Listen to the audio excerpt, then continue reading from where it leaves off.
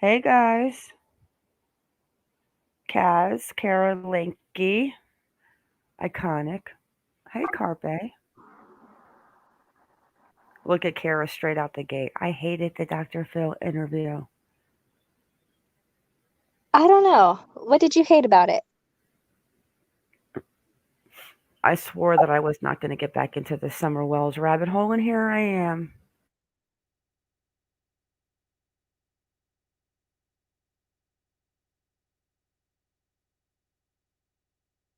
Hey, Jessica.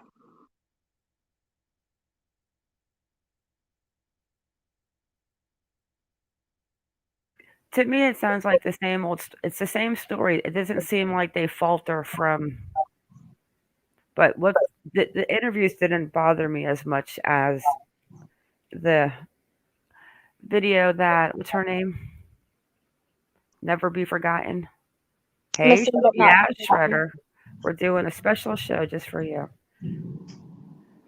What is her name? Missing but not forgotten. Yes, that video with that picture, that iconic, and I don't agree with. Hey, Kaz. So, who has seen the picture supposedly of the man and the little girl in the bed, like the creeper in the over the bed? There goes this video. Done. Don't worry, Jessica. We're going to get to the Cornbread Mafia. Oh yeah, the Cornbread Mafia. I wonder if the old man is sleeping. Maybe I should still try to drop the link. Doesn't hurt to try. Hey, Jessica. Hey, Patty. Okay, as far as Summer Wells, I don't think I'm not showing. I'm gonna show the guy's Facebook page, but I'm not showing that picture of that little girl in the bed. I can't do it. It's very bothersome. Who saw the picture? Drop a one if you saw it. I'll drop it into a Discord, but I'm not putting that on YouTube. I don't want to be a part of that crazy ring. And Hello. just in case it isn't her, don't want to be putting it up Yeah. just in case. So basically, you guys saw the picture of Geraldo. Okay. Yeah, it's troublesome regarding if it's photoshopped, if it's fake, if it's summer, if it's not, but that's just completely weird. But guys, the May 19th thing is bothersome. I think when I look at it, I see a little Photoshop done. Iconic doesn't think so. I don't.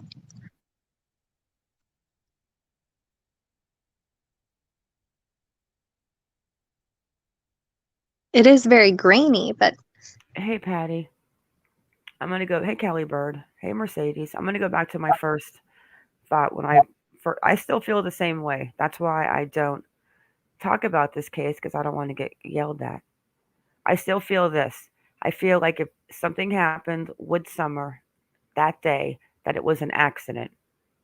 Whether whatever happened afterwards, I just never felt that they would be bright enough to pull it off this long. I think Summer would have been found by now. But that's some serious dense area. Don't get me wrong. The one Kara of the little girl in the bed with the pink on her face cleared out, and then the real one was showed. with the yellow bedding. And like the little wire frame in the back.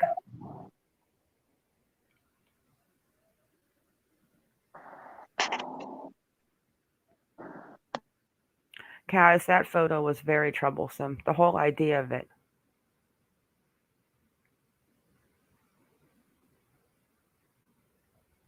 Okay, who in this room thinks that picture is Summer? Me, I'm gonna have to go with a no. Only unless they claim it's Allison's friend. I think the guy that posted that picture, which we're gonna go look at his Facebook, I think he lives in Brazil. Yeah, it sure was, Kaz. I was like, oh gosh, like I just wanted to punch like the guy right through my computer screen. All right, Shredder, we'll drop the original in Discord in the lobby because I'm not putting that on my YouTube video. I can do that right now, actually. Yeah, we're going to drop it into Discord. Give me just a second, and it'll be in there. Jessica, I can't show the picture. It's a little girl in a bed with a perverted man at the end of the bed. If you want to see the picture, let me get her link real quick. You guys jump over there and come back. What was her name again? Not Forgotten. Missing but not forgotten. I'm going to get the link for you guys. It's like the first thing that comes on the screen. But we're going to break all of this video down tonight. Flute boy.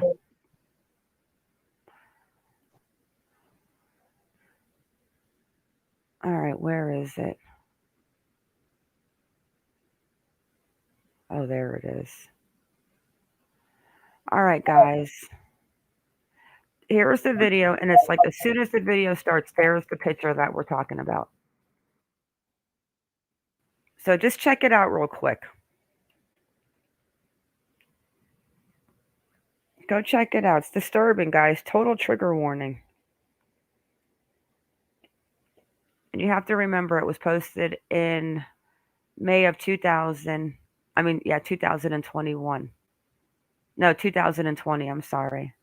Yeah, right, Patty?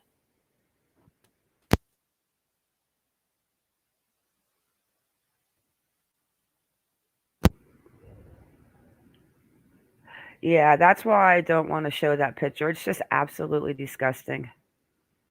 Like, I can't show it. It's just beyond anything I can do. Little creeper. I look at the picture, though, and to me, it's just, I don't know, it looks a little photoshopped. I don't know. You guys really think it's summer? I think maybe he was, like, literally photoshopped into the picture. If it is summer. I don't know, guys. I can't even think about that. But then I start thinking more about summer. What do you think of the picture, Iconic? Prepare yourself, guys. Okay, so I dropped out and I didn't hear what you just said, but from what I saw, it did look like a little girl with the head shaved. I heard what some other creators said in regards to her eyes. Some said they thought they saw bruising, others said that they didn't. I personally felt like I saw some bruising around the mouth and maybe on the eyes, but for sure around the mouth it was a little more olive, almost as if when you grab somebody by the chin. And then when you look at the man himself, his fingers are going at her like he's getting ready to just poke her, and his face has a little bit of an attitude. So overall, I don't understand the context of posting a picture like that in general on Facebook under any condition. Like, that just seems weird to me. And then the date it was posted was actually May 19th, which is before she even went missing. So I don't know. I have a lot of questions about that, but it definitely makes me feel very sick. Yeah, let's go look at his Facebook page. And also, supposedly, see, this is what didn't add up. If you guys did see that whole video, they show a bald man. And they claim that the bald man is the same man that's got the mask on, the hoodie on. Absolutely not. It's not the same man. We found the bald man without the hoodie on. And he's like a really nice church man. Right? Right. But it looks to be like maybe the bald man is family with Allison. Yes, but see, I don't understand what the bald man has to do with all of this, because when I went onto his profile, it just seems like he's just the grandpa. Like, I think he's either Allison's dad or her grandpa, but he was visiting, taking pictures and stuff. It's just some old guy. It's random, in my opinion, but maybe I'm wrong.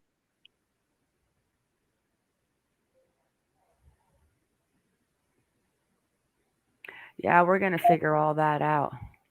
Let me find Geraldo. I don't know. Because of the fact that it was in May, the only thing that I could see it being summer is if he's friends with Allison and he happened to be there. Maybe he took it off of a page and photoshops himself in, but remember he follows. Like, how would Don be okay with seeing that? if he follows only Alice and Don, Candace, and whoever else he follows. You're better at Facebook. I have no idea how to But use if he is Facebook. following them, then they're not friends. So he would see what they're posting publicly, but that would not mean they see anything from him. They would only see his, I think, if A, they followed him, B, they went to his profile specifically, or C, they were friends. I mean, you can clearly see the picture is in this is it on this page. He's got like what 7 pictures. Yeah, not a whole lot. It's like a handful. Now, I do not know how the geo stamps work. Like when they were talking about the geo, hey, look at he's teaching us how to get on the dark web. Yeah, there's a couple of posts about the dark web, which I found terrifying considering. Now we need Sherry, but Sherry Vasquez speaks Spanish, and she was saying that this comes off like the Portuguese Spanish, which is Brazil, right? But then you see that I don't know if these are geotags. Hang on, let me just show you what I'm talking about. Kaz, are you okay? Let me tell you, I had actual goosebumps on my legs while we were coming across this originally today. 5 hours ago, here comes Farah tomorrow.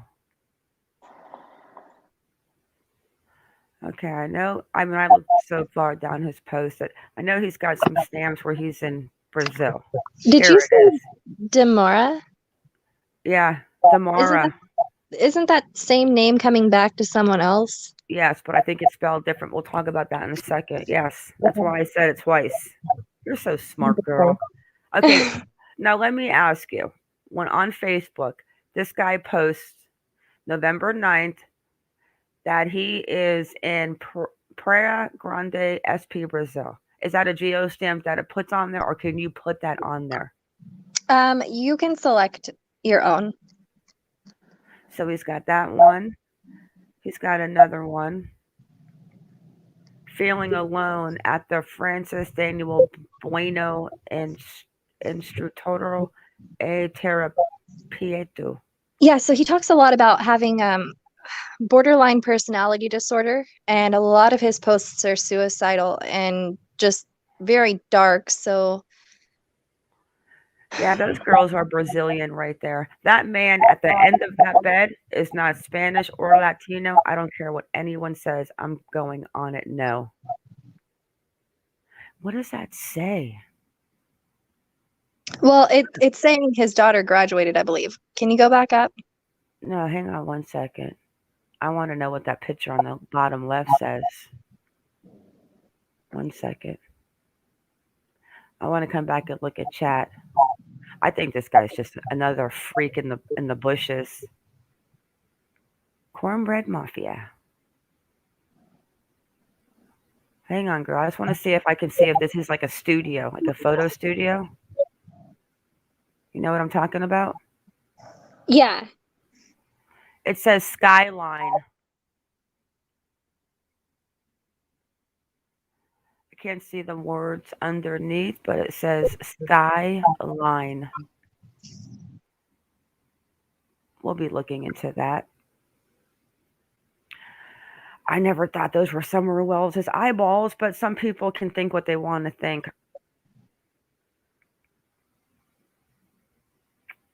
Oh, we're gonna look into the Cornbread Mafia. We found them.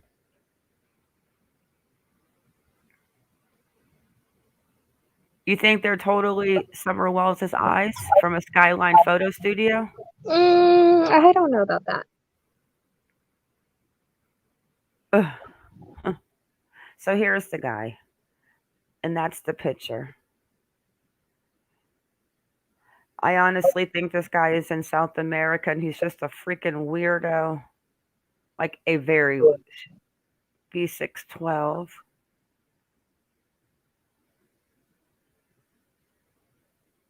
Soccer.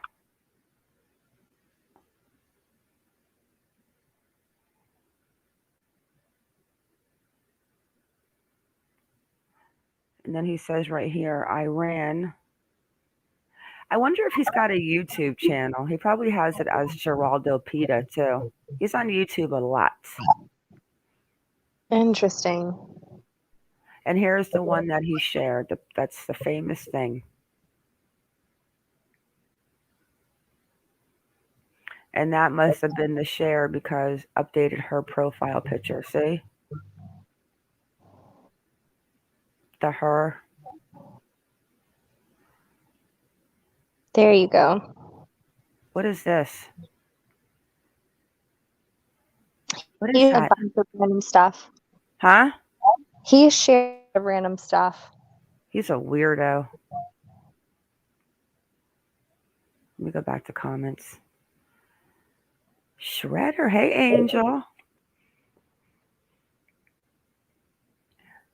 So, do I think that's Summer in the picture? It could be. But I honestly feel that that man was it's not the man that's post it's not Geraldo Pita. I believe that Geraldo Pita is the guy with the hoodie on and the mask. That is not the man at the end of the bed, in my opinion. I don't think so. He's not from Brazil, that man at the end of the bed. I would need to see, yeah, Cleo abductor vibes. That's what I told Mar. But I would need to Don't see his eyes, I don't think, to compare. oh, we'll find his eyes. Let me go back to her video and I'll scroll right through to his eyes. But don't pick on the doll collector, guys. Come on, that poor man's really just not all right. I was talking about the one on the bed. I need to see his eyes because I'm not going to definitively say there's no way. Yeah, but I don't think it's the same guy. You can tell by the skin color it's not the same guy. This little guy here looks like he might be Spanish with the hoodie on his head. We're going to go look right now. Hang on. Let me get past this horrible picture.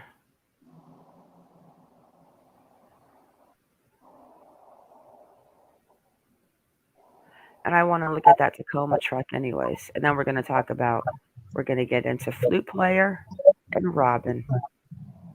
And then we're going to talk about, you think the Cornfield Mafia has Summer? I don't. Oh, here he is. Cornbread Mafia. I don't Cornbread know, but Mafia. I think it's a cool name. Okay. This man is Geraldo Pita. That is does not to me the man at the end of the bed. This looks like a little Spanish man, in my opinion. He looks little. He looks like a little creepo. I want corn tamales. I can't eat tamales. Somebody ruin those for me. Yeah, I hear you there. So this man looks like he kind of looks like an old man, like just like his eye shape and the sagginess. Doesn't look like the guy at the end of the bed.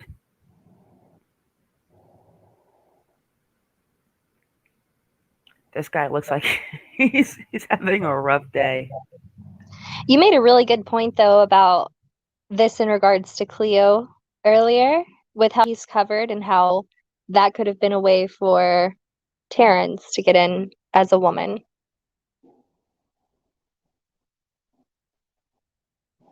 Absolutely, but this Master might of have disguise. this might have freaked her out a little more. Oh, jeez. But he could have had a veil on. Good old Terrence Kelly. So I'm totally convinced that this is Geraldo. And I think he got that picture from somewhere. And we did a reverse image search, but all you can find is twin beds. Which means it hasn't been to too many places. And it's so random, like his pictures are so random.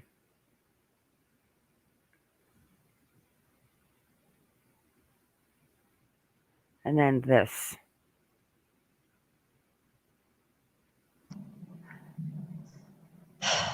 This is the part that gets me. This is where I want to start as far as Summer Wells. Yeah, this is like a gut punch. Okay, let's talk about the lady that made this video said that she contacted the guy that owned this truck. She was speaking to him and speaking to him, messaging him. I don't know what they were talking on. But he then as soon as she asked about Summer, he blocked her. She then also said that she checked the license plate number and it belonged to someone in Tennessee. The guy also mentioned that he just lost his pappy. So, Robin just lost a father, didn't she? Yes, ma'am.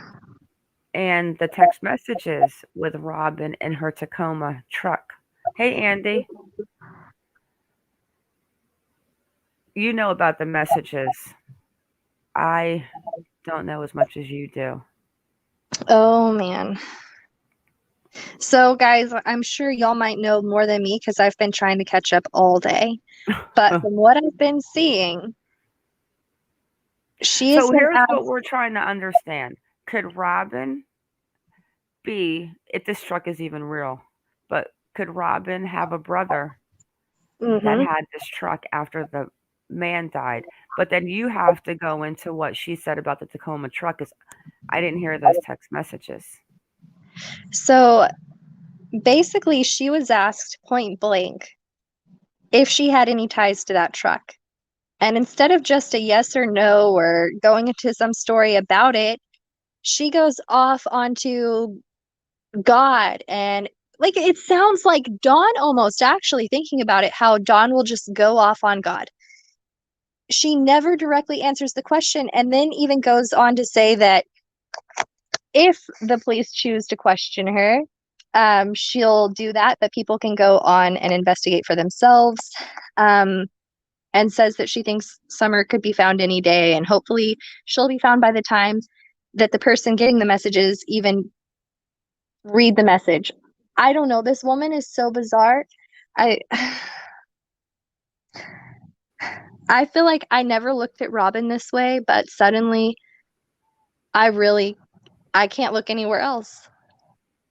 It is starting to get a little bizarre. Then I keep going back to the flute man. I've always been stuck on the flute guy from day one. She And there talked about how her pastor was touchy-feely because she wanted to talk to him in regards to coming online and doing an interview like, say, Dawn or Candace would.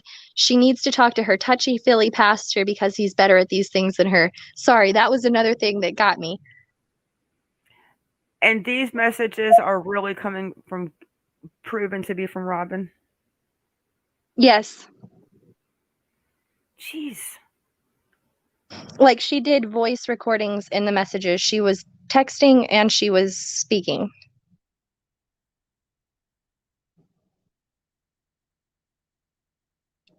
And who was always around, guys? Before Summer went missing, who was always there? Who was at the house? Who was doing video calls? Who was holding her in church, bringing her gifts, getting gifts from her? Who was the first person there whenever she went missing that day besides Dawn? Who's always been around? And you want to know something too? She would go with Robin. Then I go back to the first interview when Candace said how pretty and smart and how Summer liked those kinds of people. And then I look at this picture right here with her holding the beads and Robin wearing them. Oh, I don't know, guys. Do you think maybe she thought she was saving Summer?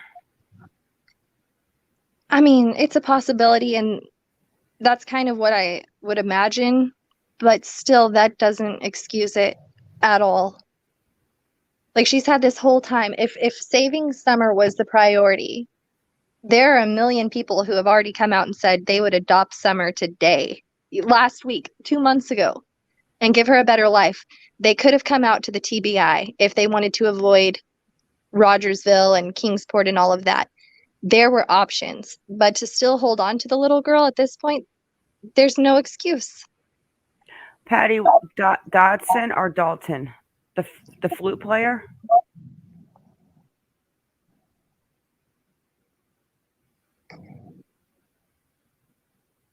But you think it would have went on this long? I mean, that's I, something to like hide. She's got kids of her own.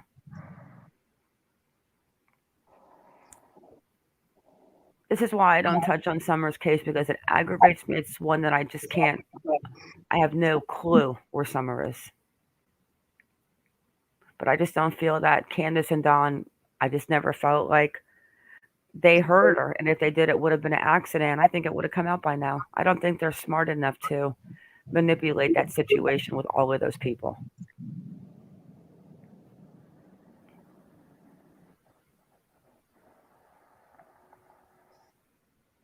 I don't know. There's too many people in this that just don't look right.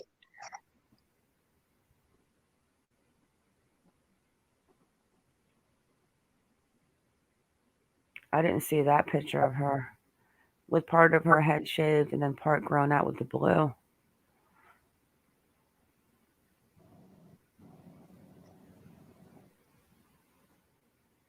Candace. Oh, you gotta love her. I don't know, guys. I want to play this video. This is the one that always bugged me. It's the flute player. I don't know why. But this video bothered me. From the first time I saw this video, I thought, this guy is freaking creepy, man. Creepy.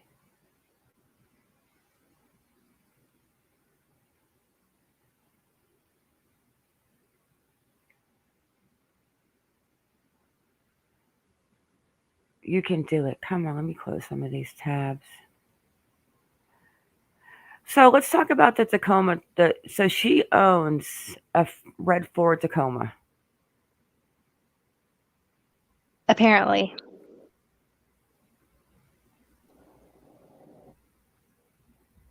And hang on. Come on. You can do it.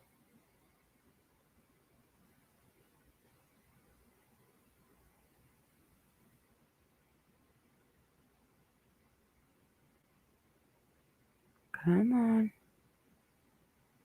Amy, thanks. And we want to point out here that TBI says the Wells family has been very cooperative with investigators throughout their search efforts. Friends of the family tell us they're doing their best to keep their spirits up on day 9. News Channel 11's Bianca Murray joins us from the Beach Creek community where Summer was reported missing.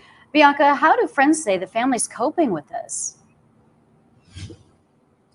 Well, Josh and Sarah, a family church friend says that it's been really difficult, especially on Summer's 3 older brothers, and they're coping with the negativity that's been spreading both online and in person.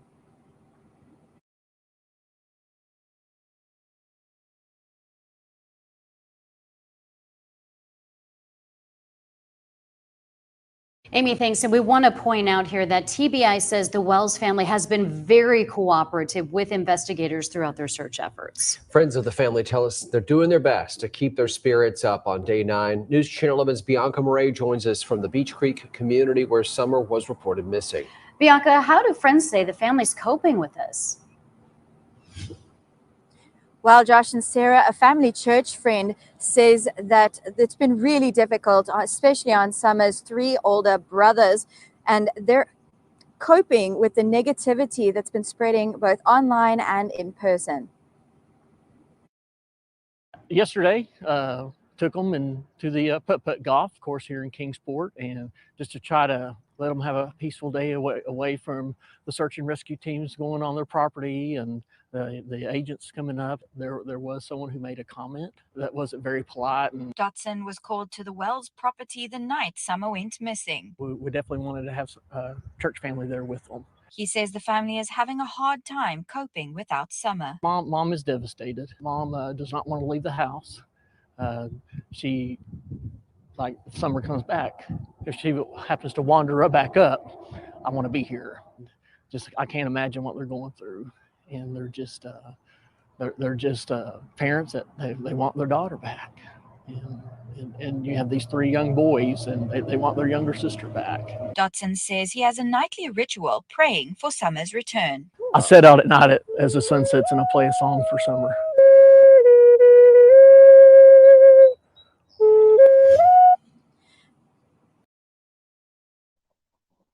Good Lord.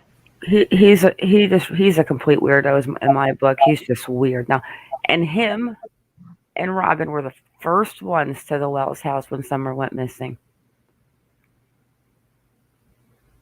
Yeah, it's weird. He's a strange man. How You far know, is it? 20 miles from their house to the church? yeah, I think it's like a half hour. It seems kind of weird to me. If somebody's kids went missing, I don't think the first thing I'd offer to do is take their other kids out. Like, they should probably know where their kids are right now.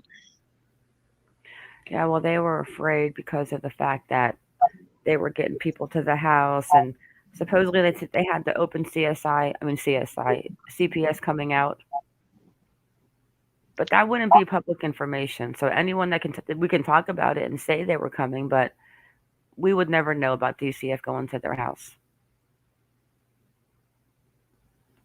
unless someone inside slipped. And didn't he stop going to that church like immediately after that, pretty much after just starting that church?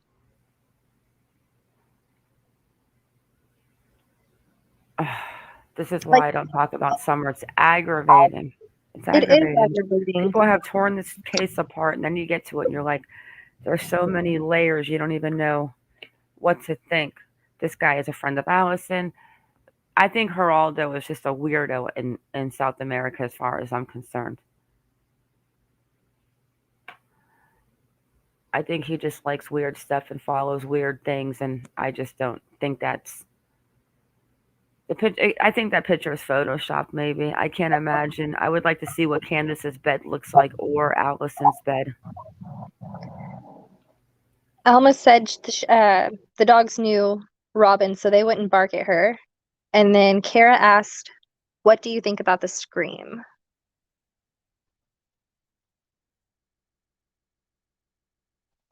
That's an excellent point. I don't think they would bark at her.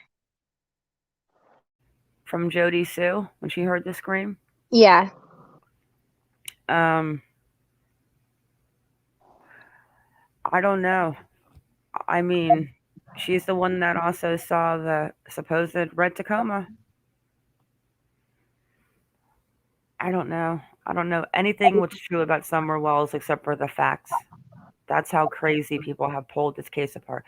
I was watching people get torn apart every night that everybody was going after Don, and everybody was going after Candace, and everybody was going after the grandma.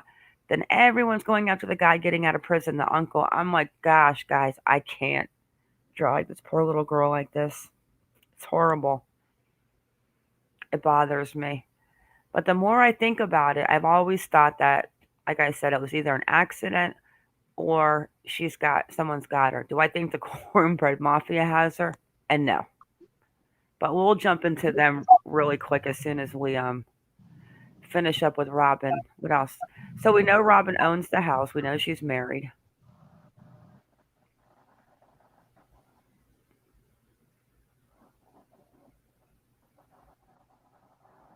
Let's open up a little file on Robin real quick. I mean, probably everyone knows anyways, right?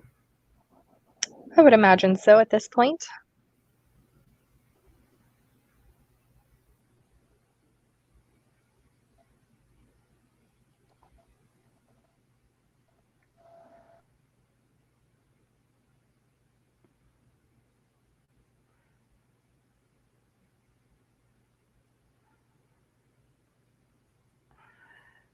All right. And okay, so we did notice one thing as far as the last name Demora. That is the name, but that it was spelled. Hers is OU. The one in the post is just an O. But that is the same last name. Close. But she has nothing. She's married. She's boring. She owns the house. She's got a lot of family members. Does anyone know in here if Robin used to be a dental hygienist? I mean, she's got nothing. Her husband's Mickey. What else is there on her? He owns a couple trucks. He's got a Tacoma. No, he's got a Ford F-150 and something else. Toyota Corolla, Nissan Quest, or Ford Ranger. registered to Edward Sanders. This actually might be Daddy. I'm gonna have to see. Alma, he didn't stop going to church. He stopped going to that church, but he went back to the Baptists.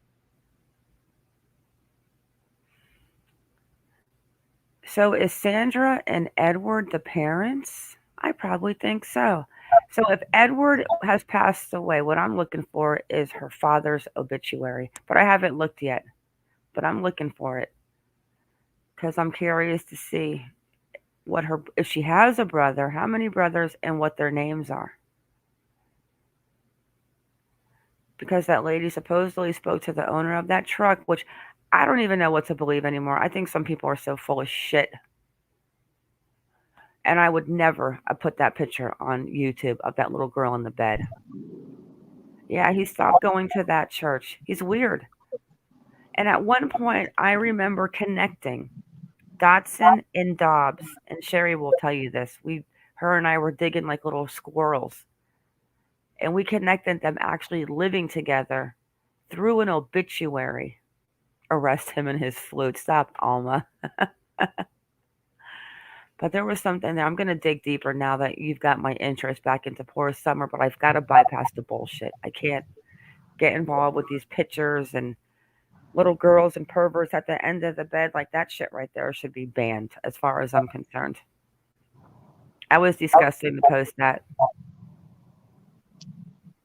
But we found another address that the husband has in Virginia that we're going to start looking into because that's not, I could totally believe that for some strange reason, as weird as she's starting to act now, that her little mask might be falling off. Yeah, whenever she's asked a direct question and goes into glory to God, all of that, I don't know the exact thing she said, but it's bizarre. Well, what we're going to have to do later tonight, Kaz, I'm going to play her the book after the live, I told her. Yes. See, Kelly Bird, thank you. Yeah, that she's a dental hygienist. And I was right about the place that she works for. That name was correct. I can't find it now, but I'm going to. The blah, blah, blah, and blah, Dr. blah, blah, and Dr. blah, blah. That one. So, Robin, to me, and let me ask you this. And I'm going back into digging into Dotson and the connection with Dobbs again, but let me ask you this. What if Robin thought in her crazy mind that she was saving Summer? Because when you think about it, Summer would have went, like, if Robin came to that back door, and you saying that she was there all the time? Summer would gladly go to her if she came to that back door. But you said earlier that Robin was at the Wells house all the time. That is what Cher has said. She was there all the time. Okay, that's what Cher said. Okay. So my question is, if she was there all the time, she would have seen how Candace and Dawn's behavior was, because that's not something that just came overnight after Summer went missing. Okay, they've been abusive to one another and drinking people for a long time. He reminds me of my Uncle Bob, my Uncle Robert. Always with a beer in his hand that night, worked a great job, busted his ass, but at night he drank every night like a 12-pack of beer. And him and his old lady, nah, nah, nah, nah, nah, nah, nah, nah, nah. The next day it was like nothing ever happened, but they used to go, now they wouldn't punch each other, but they would get drunk and be like, you bitch, go get me something to drink or something like that. So that behavior right there is probably normal with them.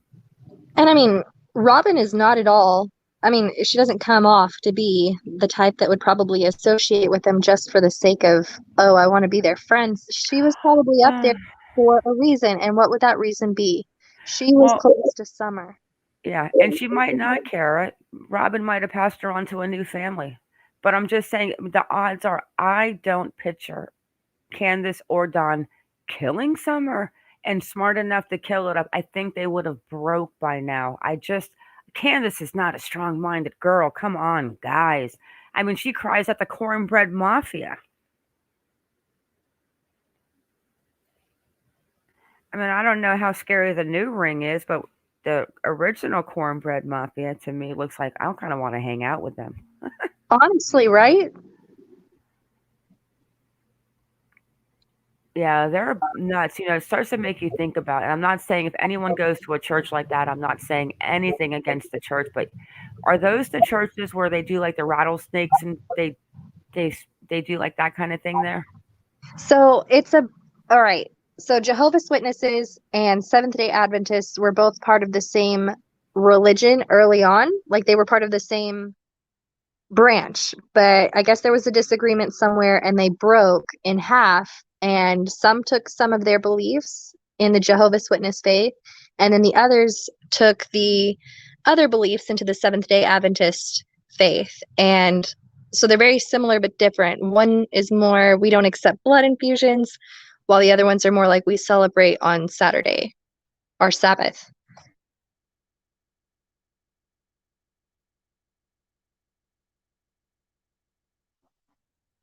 That's interesting. But my question is, do they speak in tongue and do they do the healing thing there like I don't know about the tongues.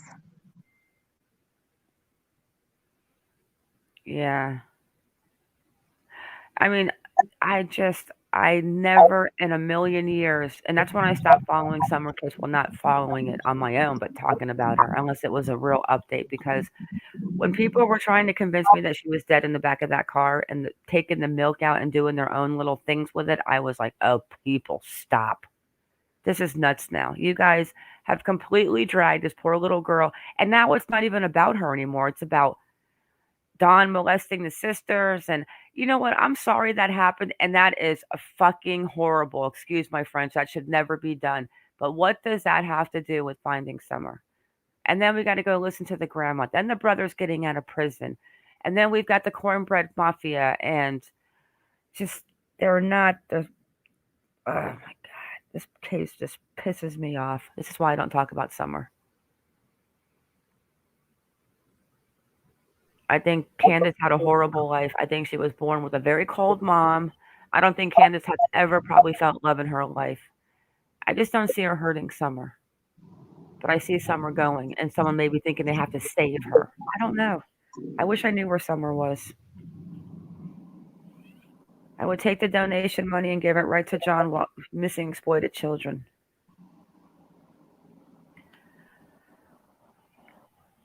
I don't feel like she's in Tennessee. Okay. See what Kelly said? They both believe in prophets, and yes, they speak in tongue. Now, there's nothing wrong with that. I've been to a church one time where they did that, and I was a little bit like, my eyeballs got big because I had never seen that before. But that was actually at a born-again Christian church that I went to with one of my friends one day. I don't know the religion. Maybe Robin felt in her crazy mind that she needed to save Summer. Maybe she took her. Maybe she passed her. If she was there as much as Cher claims, then you would have to think that there's no way she did not know that they drank and they got into it at night. That's not new. That's been going on since day one, as far as I'm concerned. I believe so. Hey, Sylvia. Cornbread Mafia. We're gonna get into that like in a second. Did we miss anything or anything else we should talk about that bothers you about? You have a lot more on her than I know, because I've always looked at the flute guy as being weird.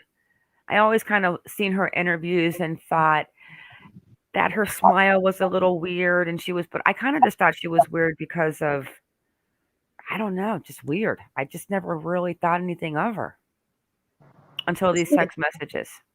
There's always been so much focus on Dawn and Grandis and Candace and the missing sister and Hunter and Allison and Jose that I only ever saw Robin as the one good person in Summer's life. But with everything I've heard in the last week, I'm like, how am I so blind right now?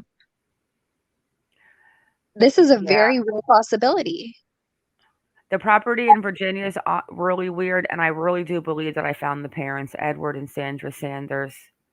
They were in Kingsport, Tennessee. I'm going to look into all of this, but I want to talk about the Cornbread Mafia in a couple minutes. But yeah, there's a Ranger, a Quest, and a Corolla, but like I said, those are in Edward Sanders' name, who I'm thinking is probably a father.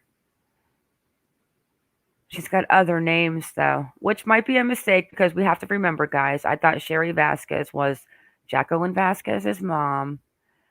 I mean, a couple people thought she was stealing kids at the flea market in 2001. Everyone was accusing Sherry of kidnapping a girl at the flea market. I can't even Remember imagine. Oh yeah, poor Sherry went through hell. People honestly believe that she was the adoptive moms of the West Boys' mother. I even thought it for like a week until she came to my chat and put me straight, and now we're like BFFs. But that's not her. But yeah, people had her out there.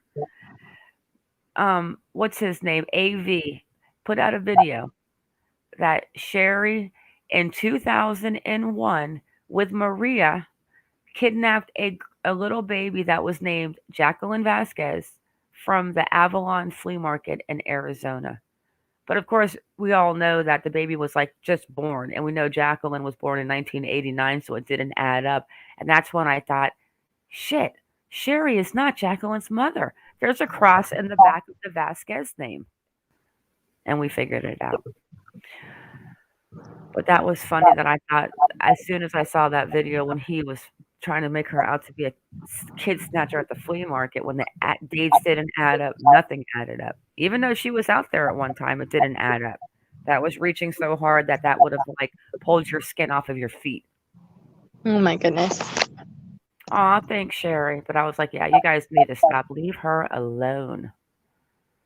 So we need to dig into Robin. I mean, here's what I'm looking at. We're going to go into the Cornbread Mafia now, but here's how I'm thinking.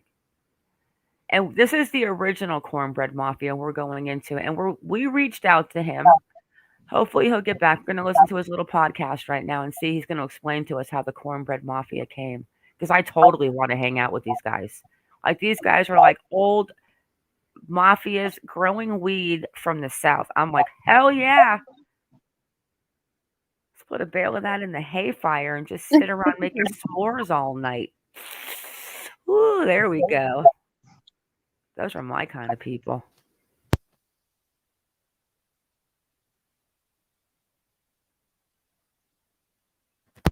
One second.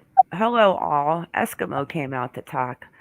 Some Pentecostal churches use snakes. The practice appears to have started in the Appalachia and other mining towns per Google. Okay, so the Appalachian Mountains. Yeah, they're about... guys, this is crazy. You have to honestly think either Summer is dead or Summer is with somebody. Do I think she's with the Cornbread Mafia? No. I want to be with the Cornbread Mafia. Okay, anything else on Robin that you know of, girl, that you want to talk about? Because you had a lot today. The messages back to the first play on Chasing Truths. I didn't watch any of that. I wish I could remember, honestly, but right now I'm just in a loop. You spoke about her mentioning the car, the truck. Talk about what she said about the truck. Okay, so I don't know what we've said already, but they've connected that truck with the white paint and the red Tacoma, that links back to Robin now. But when she's asked about it, she won't confirm or deny. Originally, it goes back to God. And then eventually she finally comes in and says, well, yes, I own it. But then as to when she purchased the truck, she can't even come around and just say that straightforward. And what blows my mind is when we think back to those posters, she was the one who was passing them out, and she was marking out the red Tacoma.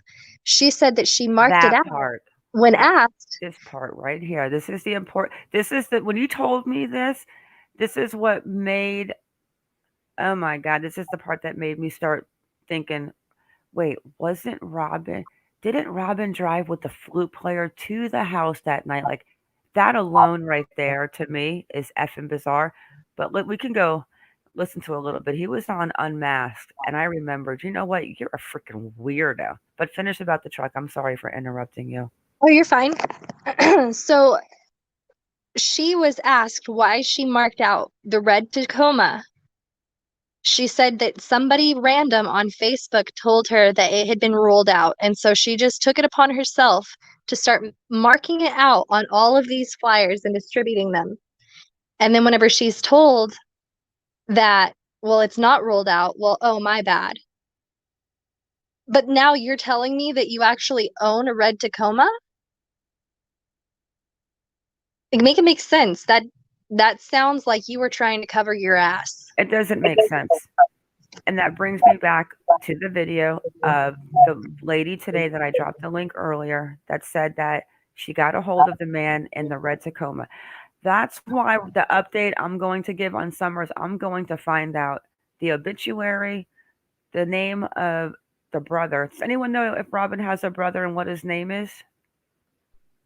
Yeah, Robin said, wait. Robin said some odd stuff to Don B. Get in touch with Don B. Yeah. Isn't Don B the one that had those issues with Betty and the whole touching bull crap of the kids or something? I don't know, man. There's been so much crap. During the Summer Wells case, I can't even keep up. I'll message him. I don't care about the drama. I just want to find out what we need to find out. This is I weird. don't have drama with anyone. I mean, she's got a husband named Mickey. Let me go find that unmask real quick. I want to see if in the beginning they mentioned how did he end up with Robin? Were they leaving the church? Were they at the church when they found out that Summer went missing? Like, why were they together Well, at that's what that I was time of night? asking you. How long did it take them to get to the house? Because they were some of the first there. Yeah, we got to find Unmasked. Let me go see if I can find the video because I know she did the interview just with him. I love that show, that channel. I agree, Sylvia. It was not up to her to do that. Like, I feel like if I have the responsibility to pass out flyers, if I'm editing them, I'm not only checking with the family, I'm checking with the police. I want to make sure it's right. Because if anything goes wrong, that's not the time for something to be mistaken. And then Don Wells' sister. And I'm sorry, I feel bad if that really happened. And what just a bizarre family upbringing these people have. And then you hear about the aunt that was married to the 15-year-old, and then you're like, oh, I can't. Like, this is like, we have completely lost the message. What happened to Summer? And where is that interview with him? His name is Dotson, right? Dotson. Correct. Let me search her page.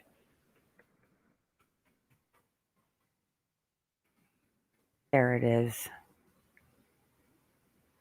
All right. Remind me to put her link in my thing at the end. And let me drop her link, even though everyone knows who they are and we love them so much. But let's just listen to a little bit of Dobbs in the beginning. Let's see if we can figure out. This is really sitting weird with me now because he always, you can ask Sherry, I've been saying from day one, this flute man, I think he roasts his flute the wrong way. Oh shit, this guy just gives me the creeps. And he just might be a weird, nice guy. I mean,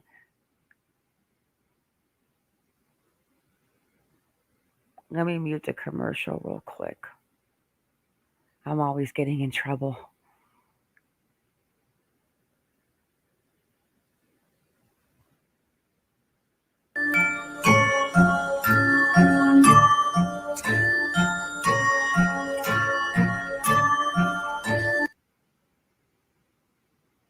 Amen. Can you hear that? Yes. Hello.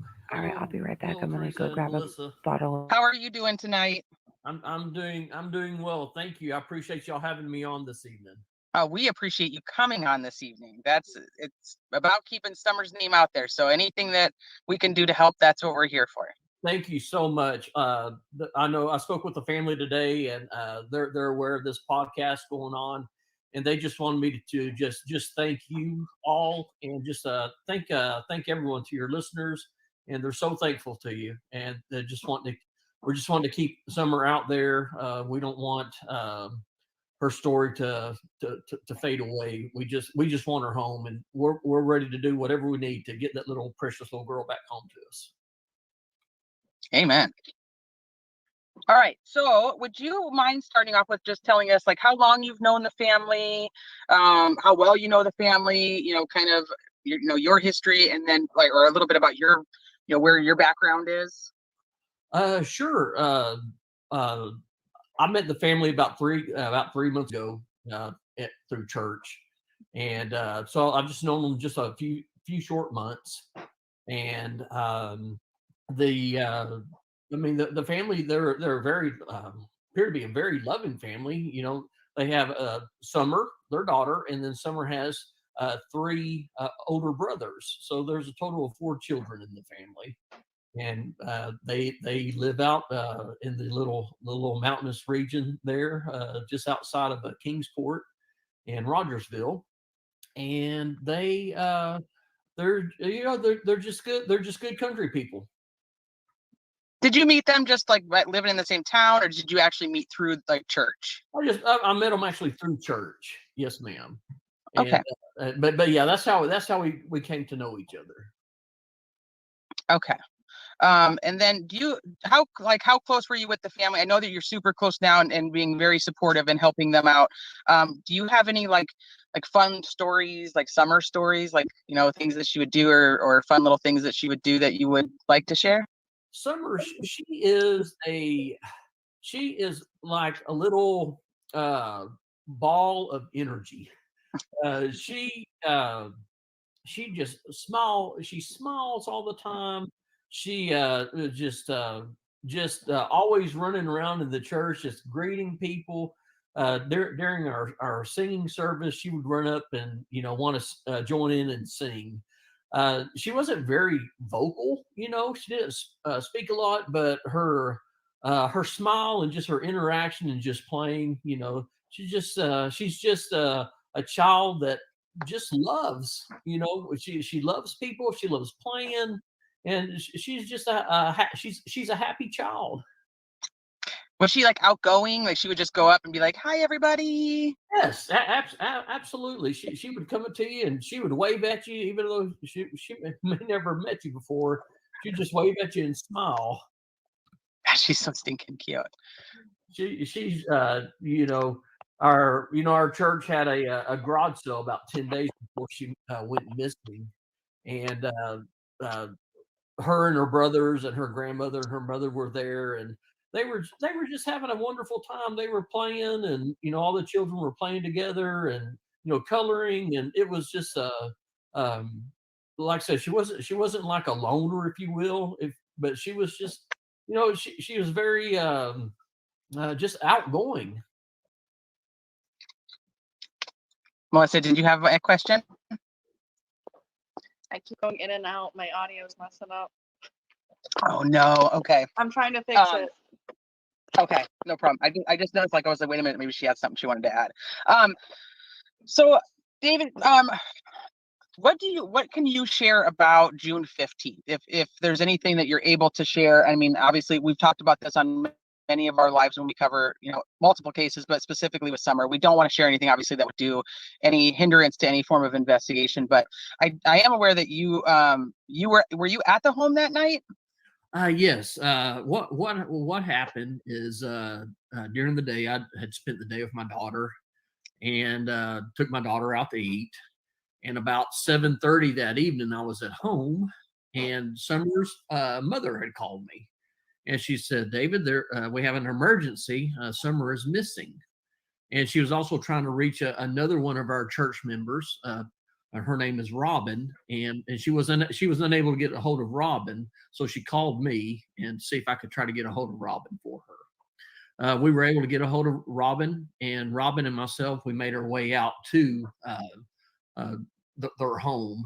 I'd never been out to their home before. I had to get the address from them. But by the time we got out there, it might have been about, maybe 8:30 or so. And There was a high police presence. There were aircraft already in the air. They had the police dogs out. There was a Okay, so that's how he ended up there. Interesting. That was, and he says it's the first time that he was ever there. But if she's been out there, then why did they have to ask for the address again? That's one thing. That's weird. Because there's the confliction right there. How would she have to ask for the address if supposedly she was always going there? Like, Right? I understand him not knowing, but if they're going together, you would think she'd be like, oh, this way. Exactly. All right, guys. This load. Okay, so we're gonna dig some more on Robin because now I don't know. I have to pray that if she is alive, that Robin maybe took her somewhere because this whole Tacoma truck, these text messages, this guy right here is just weird in my opinion. He's weird. Maybe he's just weird, but he's just yeah. He does have weird tattoos. Whoever said that earlier on his arms. I did notice that in the video when he plays the flute. Hey, 59 Jays. You don't think they traveled together? I don't know. But I'm sure that Robin, if she went out there like Cher says, which I don't know, maybe you could message Robin and we can ask her. I think Something's they not were right. actually going to try to have Robin come up on panel to do an interview, but she kind of freaked out and backed out of it. So she said she still might, but I don't know about that.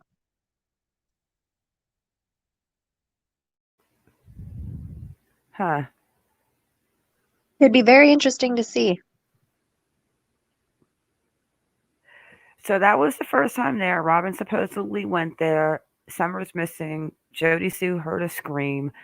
I mean, it's just nothing at that point with Summer adds up. The only thing that adds up is to when Summer and them got home and she yelled for the boys to take the groceries.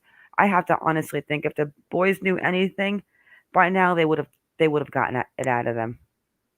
And I'm sorry, but that's another thing for me that still never added up. You were in the grocery store for 10 minutes. It takes me that long just to get in and get the basket. But then you said you only grabbed like 2 things. Okay, but then why did the boys need to come in and get their groceries and then grandma had to come in and y'all had to sort them? Make the timeline make sense. Well, that's true because supposedly they only got 2 gallons of milk and whatever else she grabbed. I think she said bread or something, but that doesn't work out for me.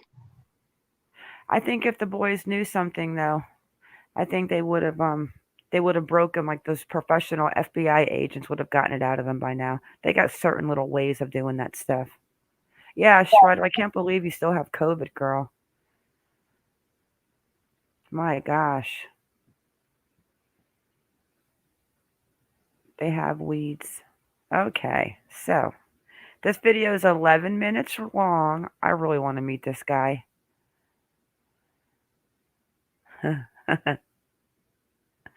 I don't even care if I get in trouble for playing this video, which I kind of do. Let me subscribe to him. Let me drop his link. Okay. We haven't found the string or really looked too hard into like who the original Cornbread Mafia is. Hummingbird wasn't feeling well the last couple of days. She got cooties from her grandkid.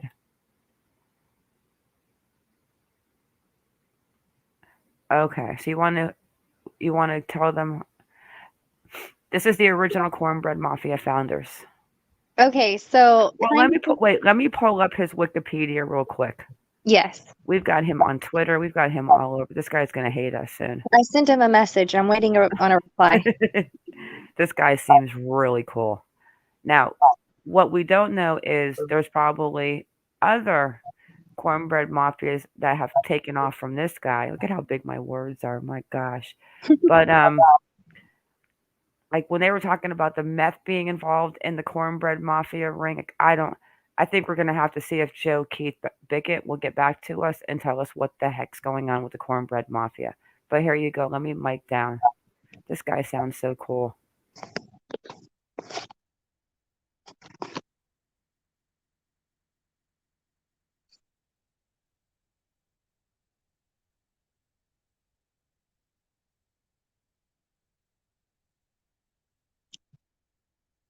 He's a lot like the Wolf on Wall Street guy in terms of he started out as a crime lord, basically, and did some prison time and then came out and went into more of the legal aspect. He did 23 years in prison, and he's now working for a paralegal.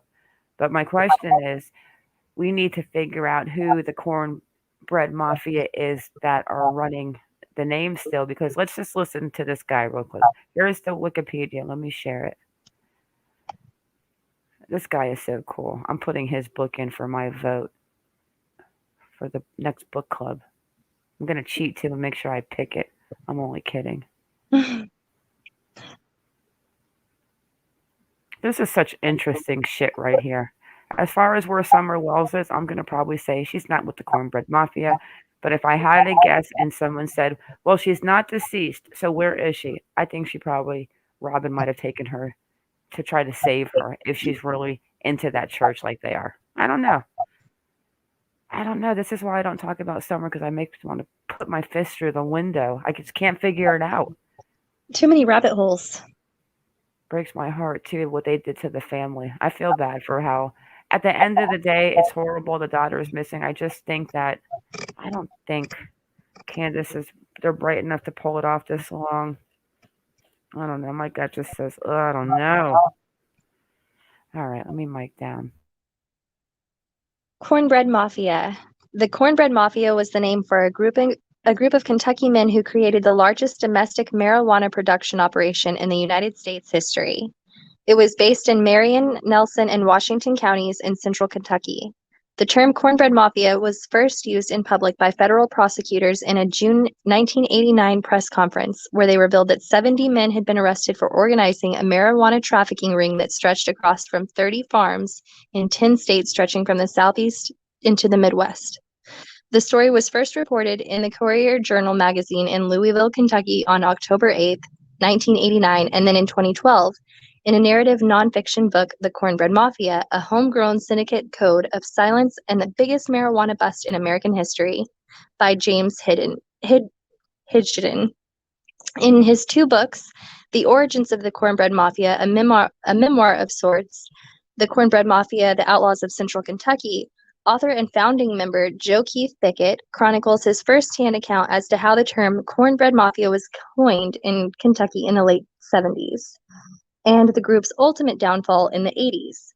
Bickett wrote his memoirs, The Origins of the Cornbread Mafia, a memoir of sorts, and Cornbread Mafia, The Outlaws of Central Kentucky, while incarcerated in the 90s, but did not publish his book until several years later after his release from federal prison in 2010. This guy sounds so cool. And I'm just going to say he got out of prison in 2011 and he did 23 years. He looks like he's doing pretty good today, though. Yeah, let's show his pictures and then let's go. You know what? Let's watch the video first. It's only 11 minutes. Definitely.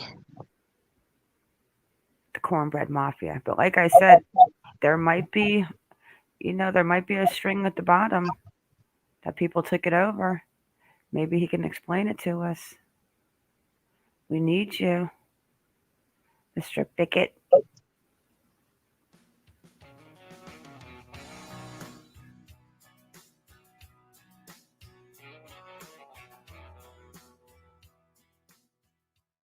On oil for what, 2 months now? Yes, sir. And aches and pains, Lost sleeping weight. better, lost some weight. Hang on a second. I can't stop so laughing. Yeah, these look like the guys right here that have Summer. I'm only kidding, guys. There could be a younger crowd, but I'm curious to know. So I'm going to start digging real quick and see what new Cornbread Mafia I find. But this is too funny. To this oil that there's some benefits that we don't even know yet. Yeah. If you have arthritis, if you have sleeping issues, it Doesn't cure it, but it helps. And that's the main thing. You know, we're not saying it cures anything. What we are saying, it's a natural remedy. So this is him, right? With the hat on. Pickett. Yes. So this is the founder of Cornbread Mafia on the right with the blue hat on. Okay. For things that may occur. And I use it. I've used it since we first started growing hemp. Right. Personally, I've used it ever since we first started growing it. And it's a natural remedy. It's, you know, like we said, it's been around for thousands of years, and it's something that ours is about as organic as you can get. It's made not hardly anything put in it except the product. That's awesome. That's good stuff. My second bottle, and I can only say good things about it. So y'all putting out quality product. Now, where can we go and buy this stuff? You can get it at BickettandBoone.com for sure, online. But of course, Pat's Pharmacy. We always give a shout out to Pat's. It was one of the first pharmacies. Swisher and Low Pharmacy, Ben's Pharmacy in E-Town. Okay. One Love Hemp Dispensary, Nancy Roberts in Louisville, UNS in Louisville, Chad Wade. Just a lot of places carry it, but we're small batch. You know, we're like small batch whiskey. We're not out to sit there and put it in every store around. Right. If you have to, you know, ours is quality product. We we grow a small patch of CBD plants. We make a small batch of CBD oil when we make it. That's great. Now, is everybody at this table currently taking this oil? Because if you're not, you're in trouble. There you go. Guys, it's really good for you. It's like I said, organic, and y'all do things right here in Raywick. So good stuff on that. Thank you. And so the cool thing about your books, it is honest to God, it's true story because you lived what is in your books. So all the rest of these guys. Yeah. Jimmy, Johnny, Bobby Joe, Dick Hammer, Red Hog, and to a smaller extent. I don't know what he's talking about. Let's see what he's at. I thought barely done. Yeah. Oh man. Fred Hogg. But even today, you know, it's kind of all come full circle. Yeah. We're all here together, and I guess that's the main thing. We're fortunate that we are all here today. I guess looking back. Well, you know, one of the stories I remember from the book, Fred Hogg, you bailing out. Well, didn't you bail out of the car? You and I mean, how the heck could you survive that? I mean, you're on Joe Keith is on a high speed chase. I'm like, how in the hell do you even try to live on being able to get away from that? But you did. I can see it like yesterday. Oh. Joe Keith driving. We went around this Kansas, like a square mile gravel, but this Barney Fife caught by.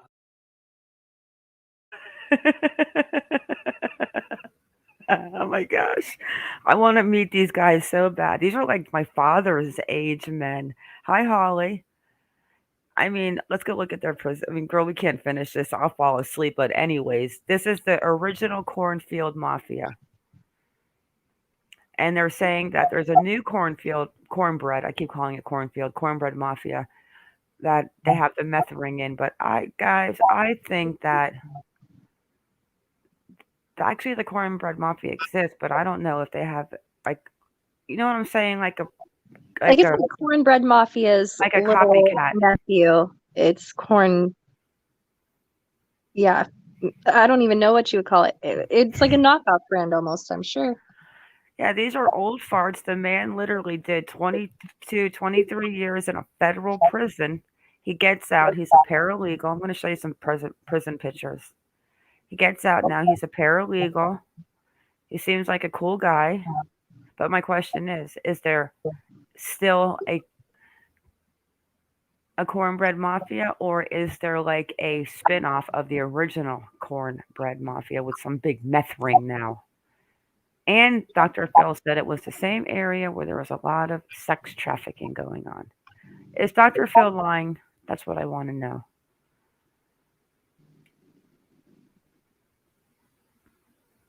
Is he lying to us?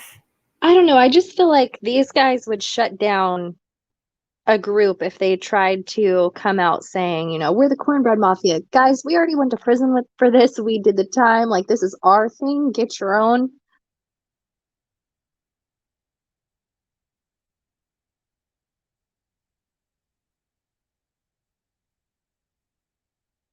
Yeah, I'm gonna dig into it because when you listen to the profilers talk about the Cornbread Mafia, they talk about it like it's these guys, like it's been around forever, marijuana. I mean, something happened with this guy and Muhammad Ali.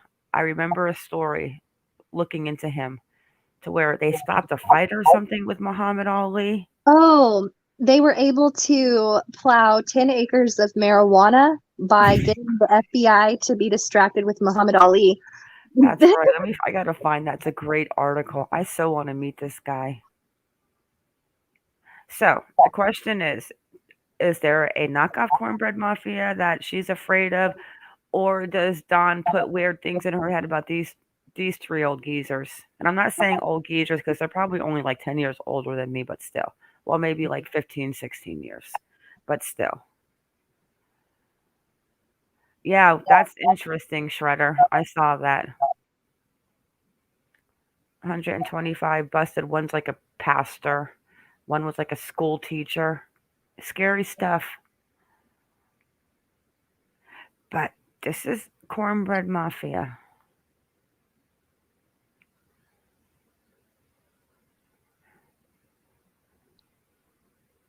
Let's go look at his Facebook page. I love these prison pictures. Is that wrong? No, I think it's awesome. All right, let's go listen to his podcast. Remember his podcast we found? Let's go look at this real quick because these three guys are going to put me to sleep. I started like, but I don't know. I mean, I have to laugh. I would love to meet this guy. But here he is too. February 5th, 2020, Joe Keith Bickett, the author of Cornbread Mafia, Origins to Outlaws. How did the Cornbread, oh, here it is. How did the Cornbread Mafia use Muhammad Ali to distract police so they could harvest 5 acres of marijuana? Oh, 5. Still, that's amazing. That's amazing. That is crazy. Look at these guys. Does it change? Is it changing on there? Yeah. Yeah. Look at them. Johnny Boone, the godfather of grass, was released from Elkin Federal Prison last night. This was in 2020. Welcome Godfather home, of partner. grass. Wow. I mean, look at these pictures. Garland Russell. The origins of the Cornbread Mafia.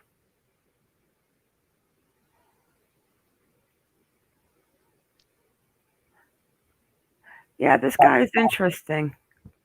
But like I said, now the question is to find out if there's another Cornbread Mafia. Cornbread Mafia. And then he's got the prison letters. Like, look at that picture. J.E. Bickett and Johnny Boone.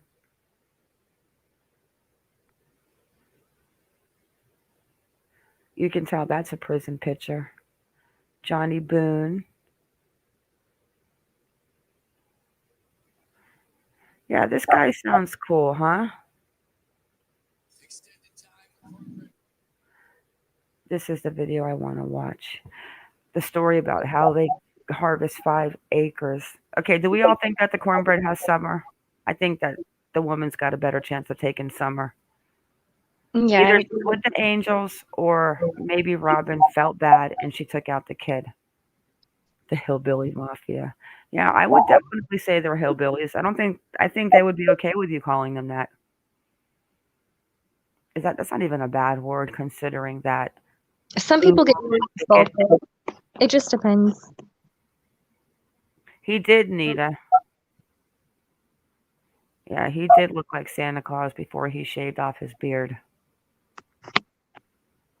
I think this guy seems cool. I would like to ask him personally who is the new cornbread mafia that everyone's talking about.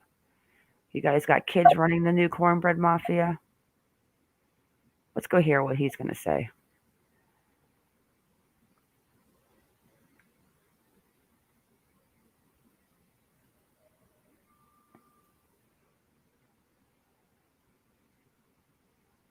I don't know, guys. I wish that summer would be found so we don't have to all stress out anymore.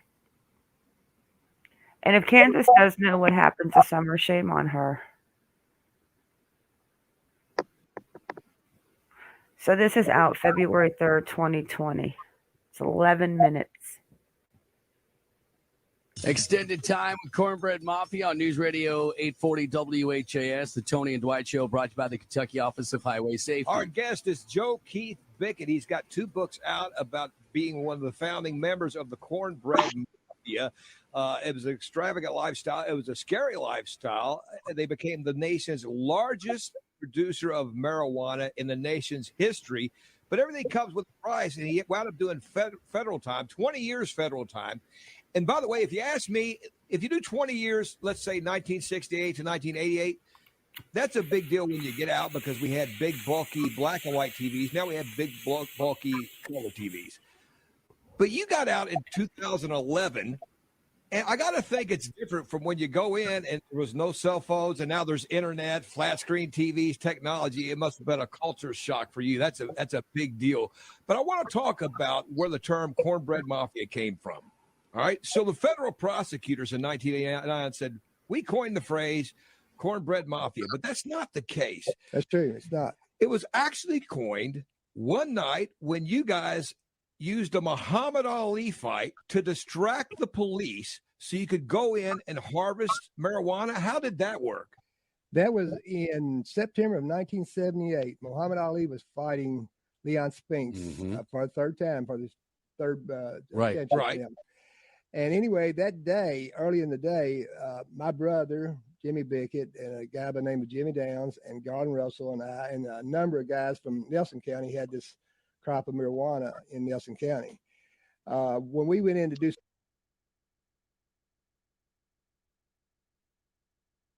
some work on it, I stayed at the top of the hill, and I went in to see the owner of the place, and they went off this hill into this huge marijuana crop. But when they went down there, the police were waiting on them, and they arrested them. I got away. I was fast on my feet back then. That's awesome. So anyway, they was lodged in the Nelson County jail, and we finally got them bonded out. And when they got out, they said, hey, we overheard the sheriff's department saying they were not going to cut this crop of marijuana down this evening. They're going to wait till tomorrow. They're going to bring in the news stations and yada, yada, yada, and show it off. And so we devised the plan. We said, well, if they're going to watch that fight that night, we'll just go in and try to get this crop of marijuana. We know they're busy. No. They were busy. And they had one little deputy on this crop, and he had to go from one spot to the next. He was trying to watch this 200-acre farm. Well, we knew there was some different entrances into this farm. Okay. And so after I got Jimmy and the other two bonded out, Jimmy Downs and John Russell, we got up with our Nelson County crew, which we were all partners with. There's a huge bunch of us, and we started devising this plan. We put some guys there to see where the deputy was, and they called back and said, this deputy's moving ever so often. When he leaves, we'll tell you guys when he leaves, and you can drive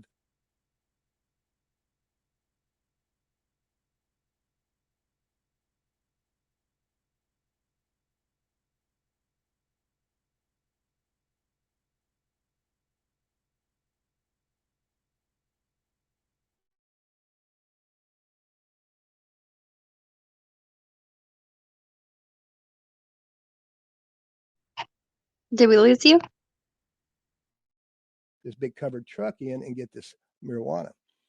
Well, right before that took place, we had all met in Raywake, small town of Raywake, and we had about 20 guys there, and they had all agreed to go with us to go in and get this crop of marijuana. Regardless of where the police were, we were going to go in there and try to get it. And we were all sitting around in front of the bar there and talking. And Garland Russell, he wasn't a very humorous guy, but he saw all of us talking and everything. We decided to load up the trucks and everything.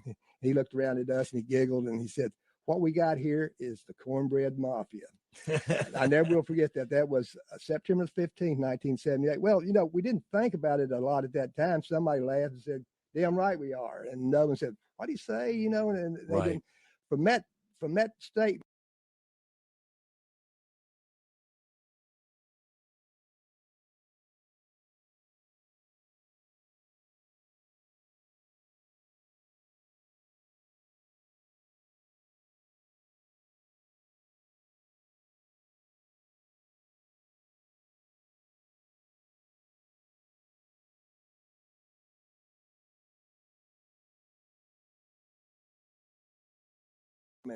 in front of those guys, 15 or 20 guys, is where that term originated. Cornbread Mafia. In 1978. Well, we went on that night and went in and took down that whole crop underneath Nelson County Sheriff's Department's nose, and we got it stashed away.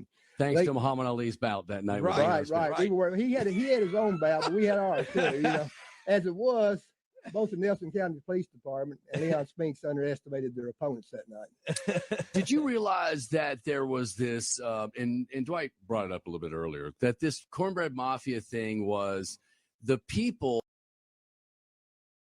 No, girl, you didn't lose me. I think this guy is great. So that's how they got their name. That's who they are. Now they sell CBD oil. You guys want to finish listening to him, or are we good on him? I'm good either way. He seems really cool, though. I would like for him to come tell us his story.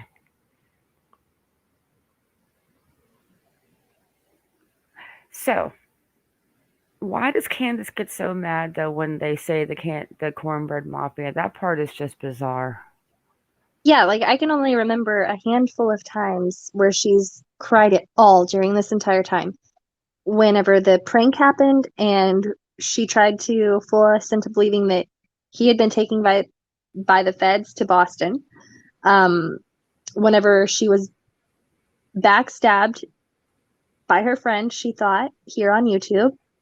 And then whenever they brought up the Cornbread Mafia. That's so weird to me. But she said that it made her cry when asked. She said it was so horrible. She didn't know anything about the Cornbread Mafia, but the name was so horrible that it made her break down. And to me, Cornbread Mafia sounds awesome, like a great time. So I wouldn't cry at that personally.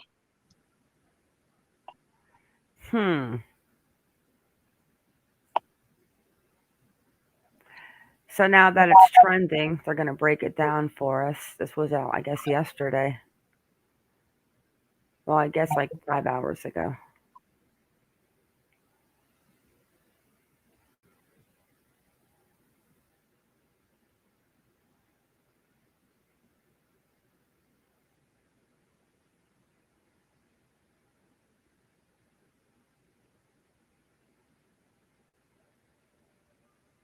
Come on, you can do it. You can do it. Let's see who they tell us the Cornbread Mafia is.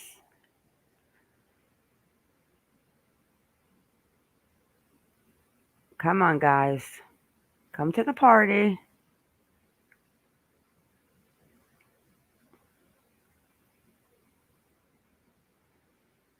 So are they going to speak up the cornbread of who we just watched, or are we going to learn of a new Cornbread Mafia? Even though it doesn't want to play. There we go.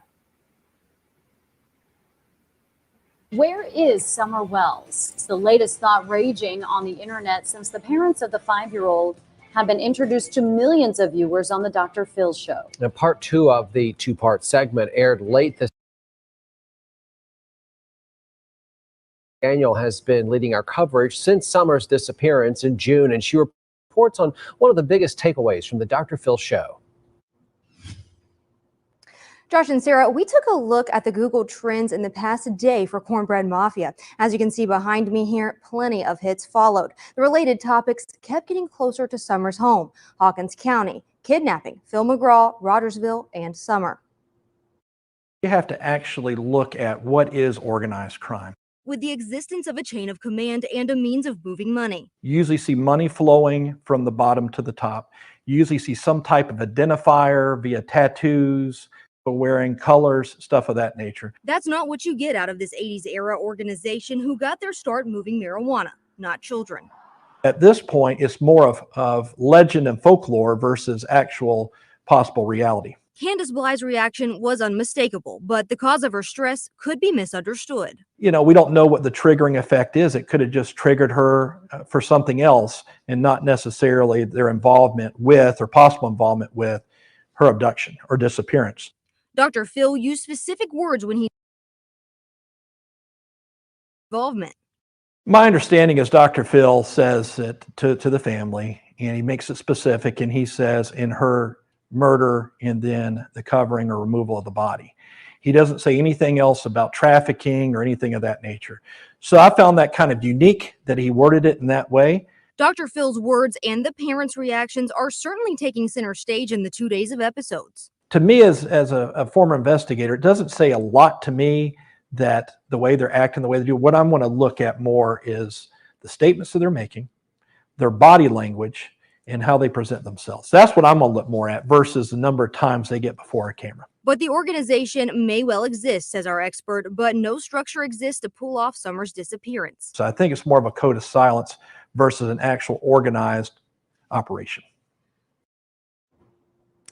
Stanton says he trusts the agencies leading the investigation into what happened to Summer Wells. He told me today that he believes this case will be solved, and it's just a matter of when. Well, it sounded like they were talking about the same Cornbread Mafia from the 80s, late 70s. That's just a reach to me, but the only thing that makes me go, is the crying thing. I mean, if there is a code of silence and maybe it is just a colloquial name, maybe they don't have something better to call themselves, and since that's already kind of known, they would just gravitate towards it. I don't know. I don't think that I think these guys would know if somebody was trying to run around with the Cornbread Mafia. I have a heart for CW, though. I remember when my son was shaken. Today, his 17th birthday. Oh, happy birthday. Those detectives, sure I did until the proof came out. Here it was paternal aunt DH. Damn. That's crazy. I just don't feel they purposely hurt Summer.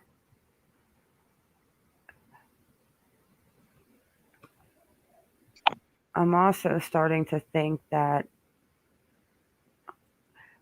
I don't know. This is why I don't discuss this case, because it just, And then we've got the neighbor talking about the scream. Jody Sue.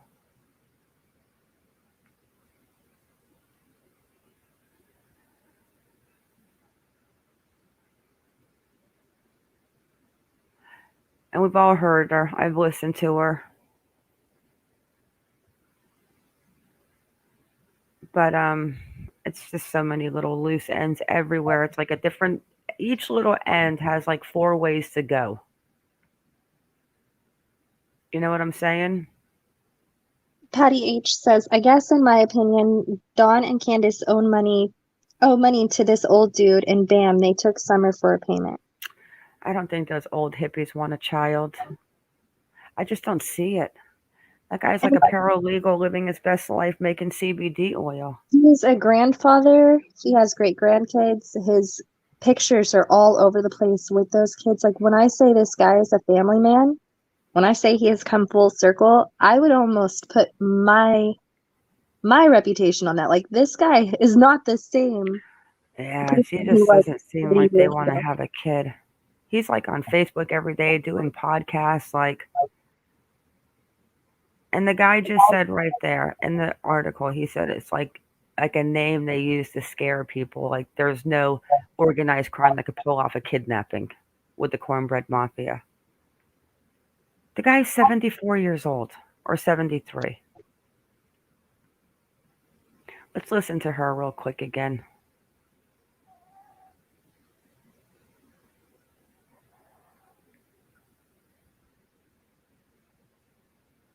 Amazon employees earn at least $15 an hour, but $15 is just the start. That's why we pay more where the cost of living is higher.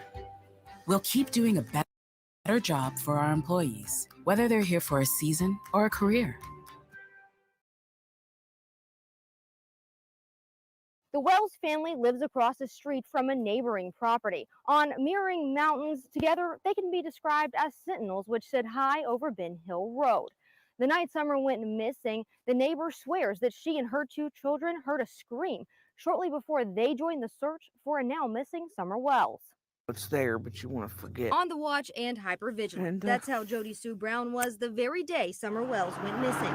There's no TV, no noise at all. Jody Sue was in her cabin with her teenage kids, 19 and 14, waiting for anything. We were kind of hyper alert because of property things that had happened the day before.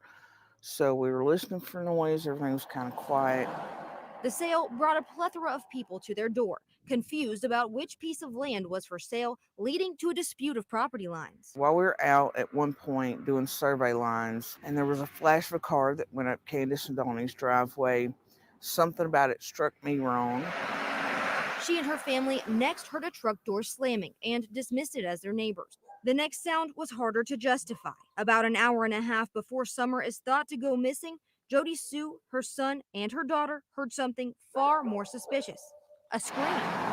Stopped all three of us cold. Her daughter was the first to go to the cabin door. Then all three were there, listening still. We heard just this kind of shrill, almost animalistic scream.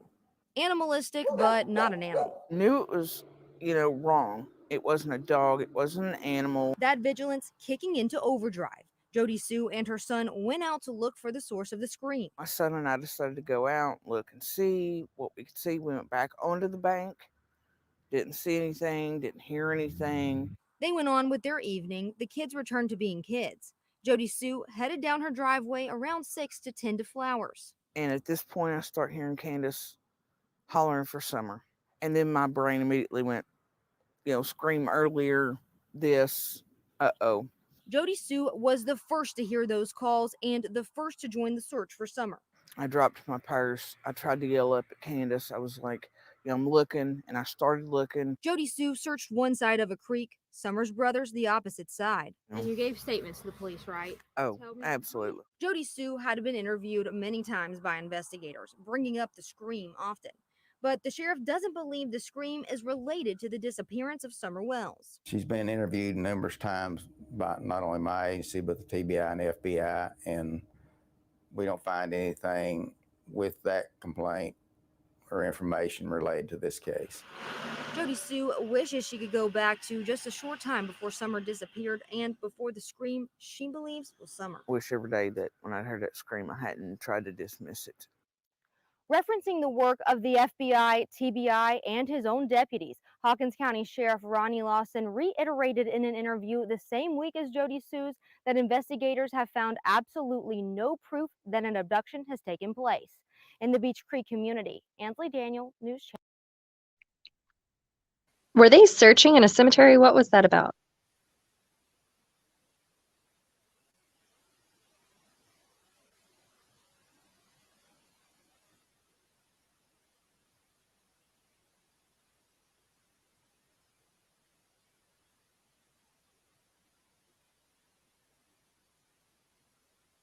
Are you muted?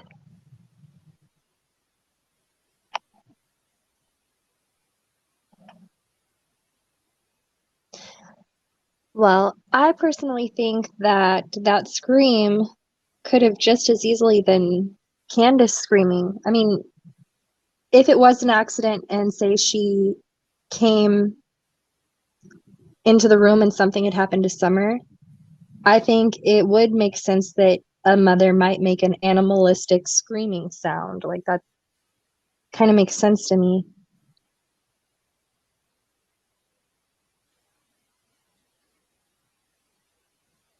Mara, if you're there, I can't hear you at all.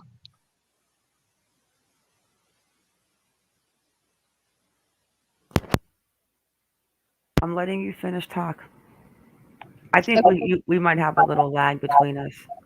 Oh, maybe so. Let's see what the takeaway was from Dr. Phil's.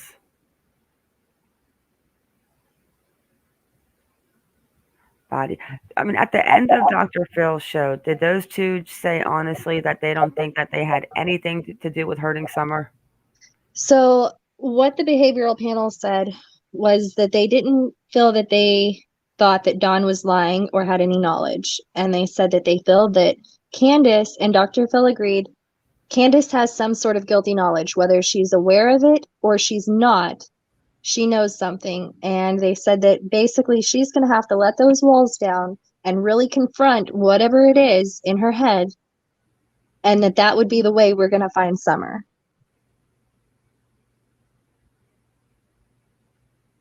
I don't think her expression has changed from this interview to the latest interview on Dr. Phil.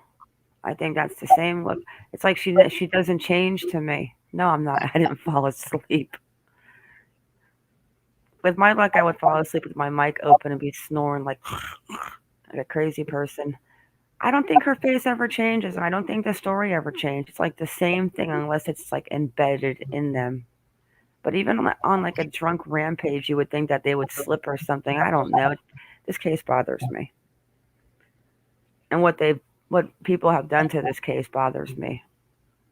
To where you almost feel guilty about even talking about Summer Wells. And there's so much conflicting information. It's almost like you don't want to get screamed at. But there's so many rabbit holes. You could really take it so many directions. Exactly. Sylvia, he has gotten so successful after many years locked up. He's not losing all of that for anything. But CW knows something. I think the greatest story would be that Robin took Summer and they figure it out and they find her. I don't know though. It's like you have the little good person on your shoulder and the bad person, and when you think of something, it's like, no, look at how dense that area is. It would be easy to hide her. She's so little. Then you got people putting those pictures out of her laying in a bed, and then you've got the Mary, and then the other one married to a 15-year-old, and Don, and this, and the Boston. He's arrested, and my gosh, you just can't make it up. It's turned into a complete shit show. But the question is, where is Summer? And I'm sorry, I don't believe that these two are smart enough to where they wouldn't slip somehow if Summer was somewhere. I think they would have found her. Because it wasn't like they had hours to dispose of her. They had a 3-hour round trip period. You know? Just, I don't know. Nothing adds up in this case. The timeline doesn't make sense. Their stories don't make sense. Other people don't make sense. Let me ask you too, why would she call the first people she called that night? Robin was at her daughter's dance rehearsal, I guess, and then he was at home. Because when you listen to him on Unmasked, he almost sounds like you totally believe everything that he said. But then when you see the flute video, he's just weird. He could just be weird though. But she did call Hunter, to be fair. It wasn't just those two that she called. And then Hunter texted his mom and said, she's saying this. I don't know to believe her. So, I mean, I don't know who all she contacted. But they ran over there. And if she was at the dance recital, then, I mean, how many hours later did Candace supposedly call him again? Was it time for her to leave the dance recital and get Summer? I mean, so much shit does not add up. You could be brain dead thinking about this. Patty and Pink thinks there must be more people involved. Here's what I want to know too, is that Tacoma truck and that new video really pisses me off. Let's go look at that again. Because if people are digging and reaching and putting this stuff out there, Photoshop pictures of perverts at the end of little girls' beds, like they should be shot. I'm just saying, it's like so, just makes me mad. I just saw a picture of them. Oh my gosh. Sorry, guys. I just saw a picture of the other community. I'm telling you. Oh, shit. All right, where is that video? But we reached out to Pickett. I don't know if you guys would love to hear from him, but I would love to talk to. Is it Lost But Not Forgotten? Yes. I don't know why I can't remember her Was it channel. missing but not forgotten? You've asked me like 10 times. I forgot now. Lost But Not Forgotten. Anyways, the picture just made me laugh.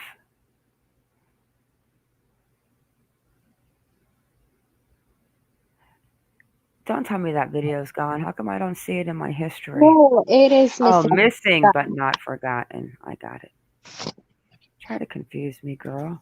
You know, at after 12:30, I start getting mush brained. I always have mush brain. It's all part of it. Go back to this video. I gotta close. Hang on, I gotta close my eyes and get past the picture. I like her though. I mean, if she wants conspiracy theories, but what I don't agree with is I don't think that picture should have been shown. That's just my personal opinion. That to me is wrong on all levels. I don't even care if it's photoshopped, the face is crossed out. Like that stuff like that, if you really believe shit like that is legit, then you should go to the cops and not to YouTube. That's my personal opinion. Maybe they would have found Summer sooner if this shit show hasn't turned into abuse and fake police calls and Cornbread Mafia is going to come and get you in the cornfields while they're picking corn for the cornbread. Just none of it adds up. It's almost like a bad screenplay written by a guy that drinks a lot of alcohol, but still no arrest. Because what, they're that smart? I don't see them being that smart. I think you hit it on the head. Maybe screamed. Ellie said that scream doesn't have to do with Summer. Yeah, I don't think it was Summer screaming. I think if it was, like she said, an animalistic scream, well, whenever I've heard really bad news in the past, I've reacted that way.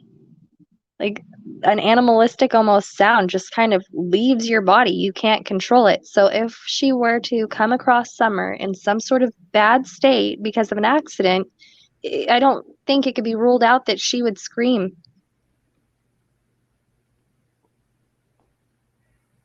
You know what? So you're saying that God forbid Summer went down those back of those stairs and she slipped and rolled and snapped her neck and then Candace found her and she was like, ah! Like one of those screams that people say you can never imagine it until you've heard it. Exactly. I think that could definitely be the case. And then you put that with the fact that she left the house while she was talking to 911. Could she have taken Summer somewhere? And could they have gone back later or somebody gone back later? And then, because didn't Dawn at one point, and I'm not talking about the prank time during, when they said the feds were coming from Boston, but there was another time whenever Candace mentioned that Dawn left for about 24 hours and she didn't know where he was. Nobody knew where he was. And then he came home. But this was not the time that he supposedly got arrested and the FBI took him to Boston. Correct. This is another occasion. And it's earlier on whenever Summer first went missing. So, I mean, how far can you get from where they are in Tennessee in 24 hours? There's a lot of options there. The land is super dense. I mean, you just can't make that up. What is Jessica saying? If it doesn't make sense, it's probably not true. Just saying. Yeah, I don't believe that. There might be some little punk kids out there or older that out there, oh, we're the Cornbread Mafia, just whatever. But as far as the real Cornbread Mafia, I'm definitely debunking that shit right there. Yep. And I'm debunking the picture in the bed. I know you feel the way that you feel. I mean, I have to debunk the picture in my own mind, probably. Cash said if we put a black and white filter on it, we could see easier if it's been photoshopped. So I'm planning to do that after this live. My cat was going to lick his little nasty area, and so I tapped him and like for him not to do it like near me because it like makes me like ugh. And then he went to slap me with his paw again, and then he looked at me, and I'm telling you, he just winked at me. You're so cute. He just gave me one little wink, like I know, Ma.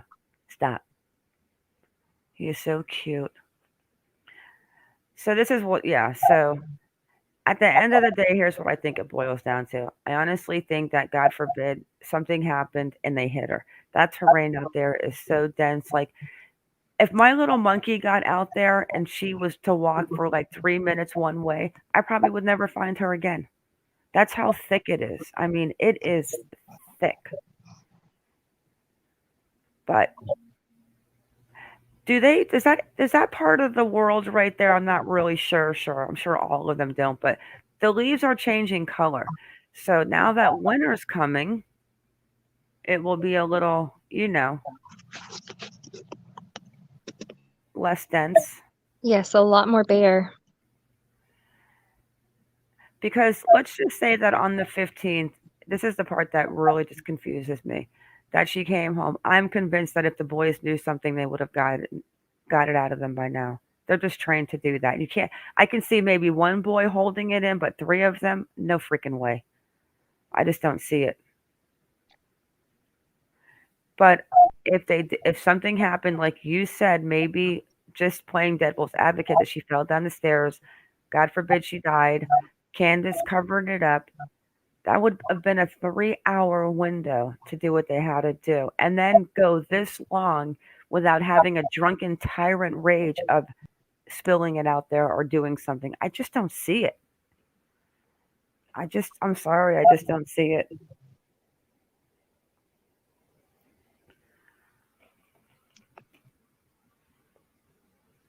If they miss Brian, they very well could have missed Summer. Yeah, they missed a lot with Brian Laundrie. That was horrible. Very messy ending. Disappointing. It was almost like they didn't give a shit type of ending. Pretty much. Okay, so let's listen to this lady explain this truck, because the next mission is to find good old girl's brother. Because if this is the guy that this lady was supposedly talking to, and it had the white buckets in it like she's going to tell us. I don't want to see that picture again. I'm telling you guys, I'll just die. Yesterday about this truck. This is also being investigated. I reported this to LE back in June, and they didn't even reply to me. It was like they didn't even care. So the other day, yesterday, a friend of mine sent this picture to me, unaware that I shared a video about this truck months ago. She found it as well, and she was alarmed as well. As you can see, it is a Toyota Tacoma, full bed ladder rack, white paint all over the back of it. And in the photos that I shared 2 months ago, I actually reposted a video the other day just to kind of update everybody about this truck and, just a reminder. But the photos that I have show the white buckets in the back, show the man posting a video asking he should take the ladder rack off. That video was posted in July 16th, asking if he should take the ladder rack off. July 17th, he was painting the hubcaps black. As you can see, the centers, he removed some of the paint out of the back. He took some of the stickers off and put new ones on.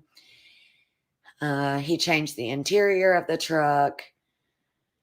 He done quite a bit to this truck, and I noticed it had North Carolina tags.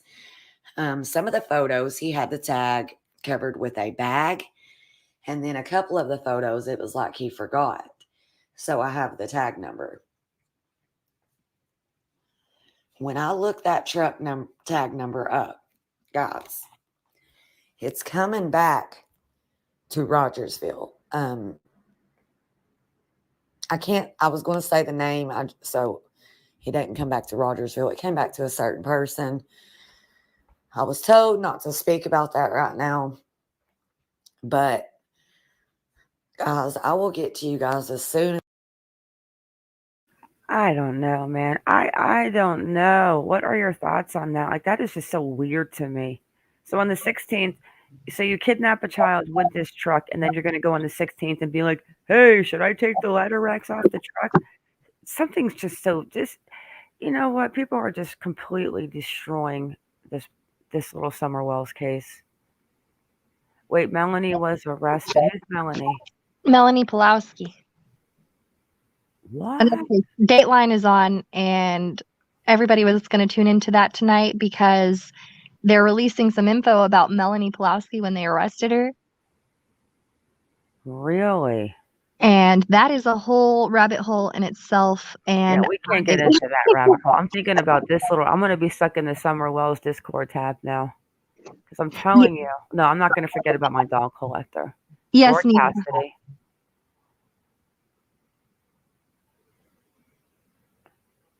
Speaking of Cassidy, I'm starting to think that Sheriff Rice might be knows something that he's not wanting to even talk with anybody. He's a rude man.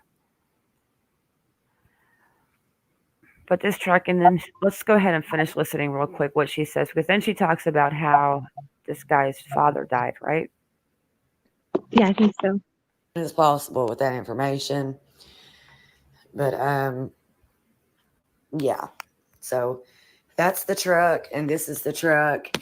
This picture was supposedly taken at a funeral home, at a graveyard, and I don't know, but a couple people have told me that graveyard's in Rogersville. And the way they knew it was because of that flag and that tree. They said that they know. Yeah, that flag's not in my picture. That flag's in that actual photo. So now, one thing I can tell you guys is there's been a rumor going around that Robin had a red Toyota Tacoma. Now, I know for a fact this man that has this truck, he told me, I asked him on TikTok back in June when I found this information. He told me that it was his papa's truck and he died a couple months prior and he got the truck. I don't. Phew. Papa died, so that was in June of 16th that she spoke to him. So then he died a couple months before June. So the death was in 2020. Question, can you zoom into that picture, Annie? Someone was asking. Yeah, we can take a screenshot and zoom in. Just so bizarre. So you're talking to this guy on June 16th. Ladder racks, paint buckets. And then the only thing she says that's after this is that Robin had a brother. No, Robin's father died around the same time. I think that's interesting. And now Robin's not denying having a Tacoma. And we're sure that this is Robin talking to these people. Yes. And So not like some cuckoo bin. it's her. And I'm just gonna ask, how do you really know it's her? I'm just curious. Well, Just curious. Chasing Truth has also come out with it, and I really trust her. But I mean, if y'all want to leave room for skepticism, I totally understand. But I did hear her voice in it and all of that, and it does sound like her.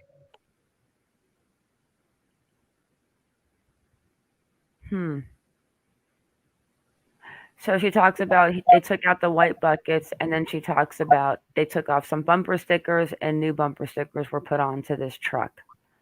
I see black bucket at the end. Supposedly it had white buckets in it. I don't know. I don't know how true this is. But I am going to find out who her father is, and I am going to find out if she has a brother. But tonight we just ran out of time looking. That's why we were late. We kept digging down the hole. I'm like, girl, get out of the hole. We have places to be. Yeah, that's why I haven't finished what Cher was saying about Robin yet, because She's digging. I was grabbing her by her ankles. Let's go, girl. Stop digging. We met the Cornbread Mafia. I'm debunking it. It might be a little myth out in that area as like a, say Candyman in the mirror 5 times, like that type of deal now. But do I think the original Cornbread Mafia is out roaming the streets now? No. Nah. Could be a little gang that's written up, but I don't even see that, like the guy said. Even if there is a little runoff of it, they're not organized enough to take a kid. But anyone could take a kid. But I think she went with somebody she knew. Either something happened or it was somebody that knew her. And she would have definitely have gone with Robin. Yes, Kaz, we're going. I'm wrapping this live up in 5 minutes. Because I know I'm going to fall asleep listening to the rest of that book with Kaz. I'll make sure I mute my mic, or I'll be like... I could totally listen to his voice right now, though. But that's it, guys. So what do you think? Is Summer alive? One. Do you think Summer is deceased? God forbid. Put a two. I'm just curious where you guys are at. But it's definitely time to start digging on Robin. She's been hiding for too long. And if this is Robin with these text messages, like I'm not betting my life on it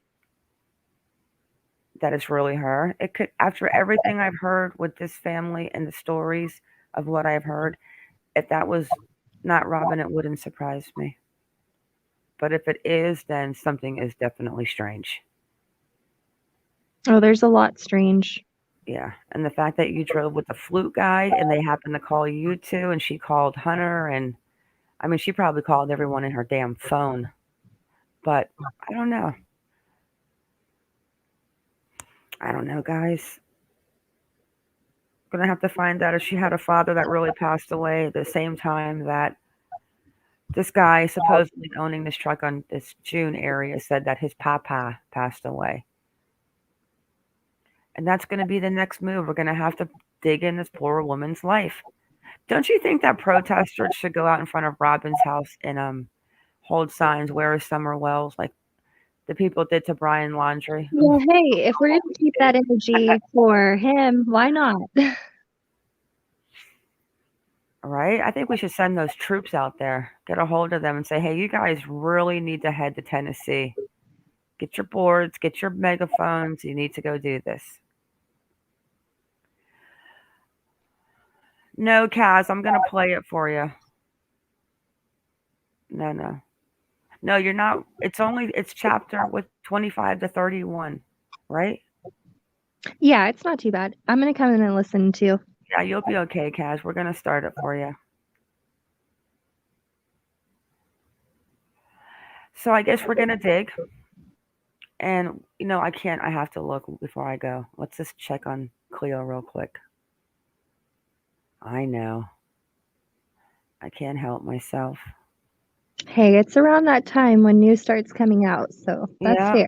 Let's go see if anything's new. I didn't hear of any fires in the middle of the night. I really thought they were going to burn down the hood. And not hood that way, just hood as a neighborhood. People take things on YouTube so weird, like you say something like it's just weird. Next thing you know, you're this crazy. You know what I'm saying? Like they hear one thing, like, "Oh, she said this." No, you took it the wrong way. It happens All right, all little the time. Cleo.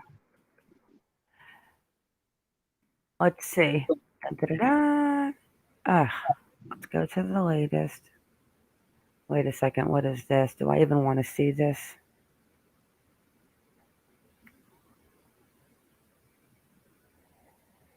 I really didn't want to change subject, guys, but I have to check on the doll collector real quick. My family and friends are formidable. Yeah, he's a weird dude.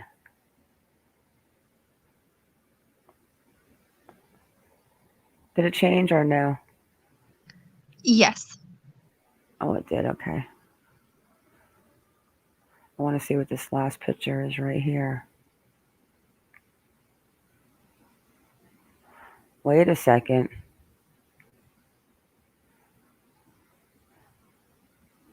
I'm not sure if I'm going to be able to read that. I have to save it. Police better tell the truth. Mother was friends with Terry Kelly. Their drug dealer stole. Oh, hang on a second. Here we go again. We're back to the drugs. Corina and Hayden. Now, is this the woman from that video? Was that her name? What was the name again? Corina? That sounds familiar. Yeah, it does sound familiar. Before I open that picture, though, and read this, let's just see if there's anything else new on Cleo.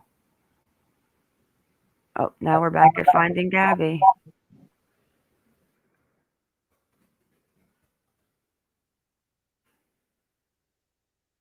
Poor Gabby.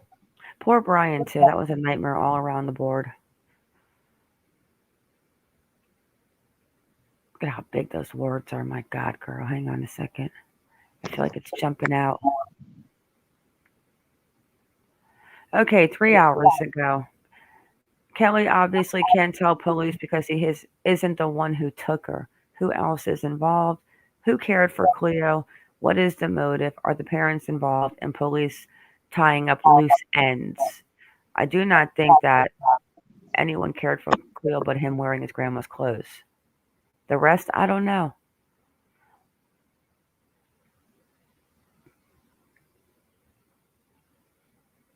Any updates? That was 11 hours ago. Oh, that's nice.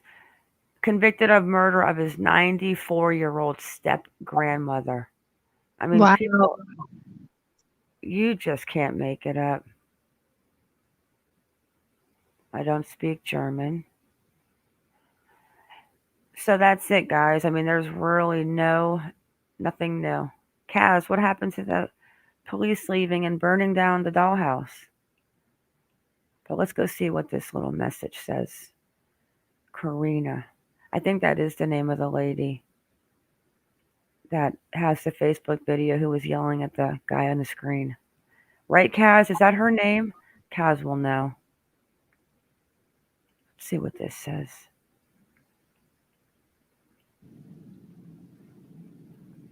Yeah, that's her. Same picture. Same profile picture. Police better tell the truth. Mother was friends with Terry Kelly. Their drug dealer abducted their daughter. Terry Kelly on basic card, intellectually disabled, plus has a prosthetic leg. Oh, What? wow. I didn't notice that. No, when he's barefoot, he does not look like he has a fake leg. Hang on a second. This is what? Terry Kelly on basic card. So does that mean he's on food stamps? Let me go back to chat. Is that food stamps, Kaz?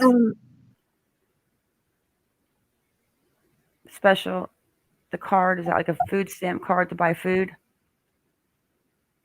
Now, wait a second. We got to look at the picture of the leg now because I do not remember ever seeing him have a prosthetic leg in that picture boarding the plane. I don't either. Okay, so let's get back to this. The parents raised, police, the basic card, intellectually disabled, plus has a prosthetic leg. Police and the parents aren't telling the truth. There's more. Plus, the stepdad knew Terry Kelly too. The parents raised $75,000 GoFundMe account pretty quick. There's more to this. Ellie Smith, friends on Facebook with Terrence Kelly, the person who abducted her daughter. After the screenshot was taken, she has made her friends list private.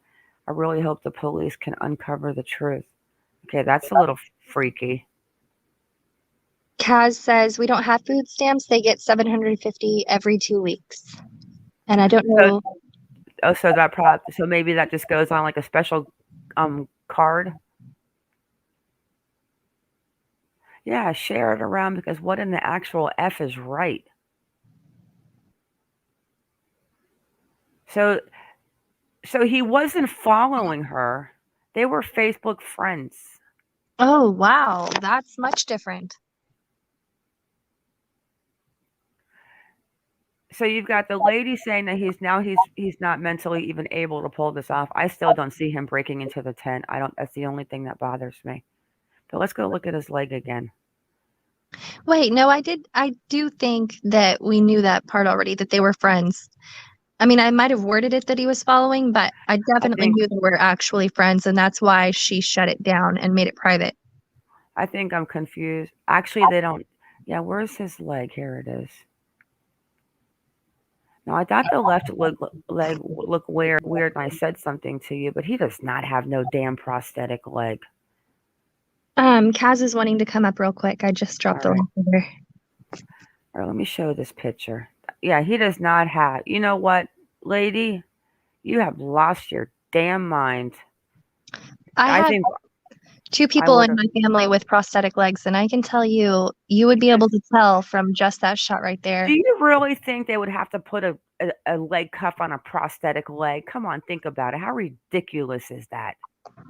I think they would, honestly. but it would be pretty pointless, honestly. Listen, the dude does not have a prosthetic leg. It's clear as day. Let me go in a little closer. I think that we would see it. I mean, unless he's got a prosthetic hip, I don't see anything wrong with this guy's legs at all. Could be me, but I don't see any. Do you guys see a prosthetic leg here? No. Jessica says yes. I don't. I see bare feet. Oh, night, Patty. Sleep good, hon. I see he's got bare feet. I see he's got like a yellow chain on. Khaki, not khaki, walking shorts, navy blue or black.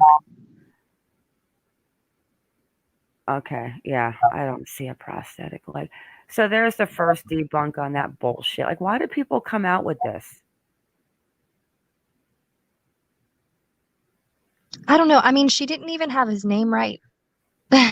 Which, I mean, I understand getting confused a little bit, but she was so certain that it was Clarence Kelly Bruffo. Yeah, that's right. She kept, let me get you a link. She kept calling him Clarence. How do you remember that and your brain dead? Bruffo. I don't know. Bruffo.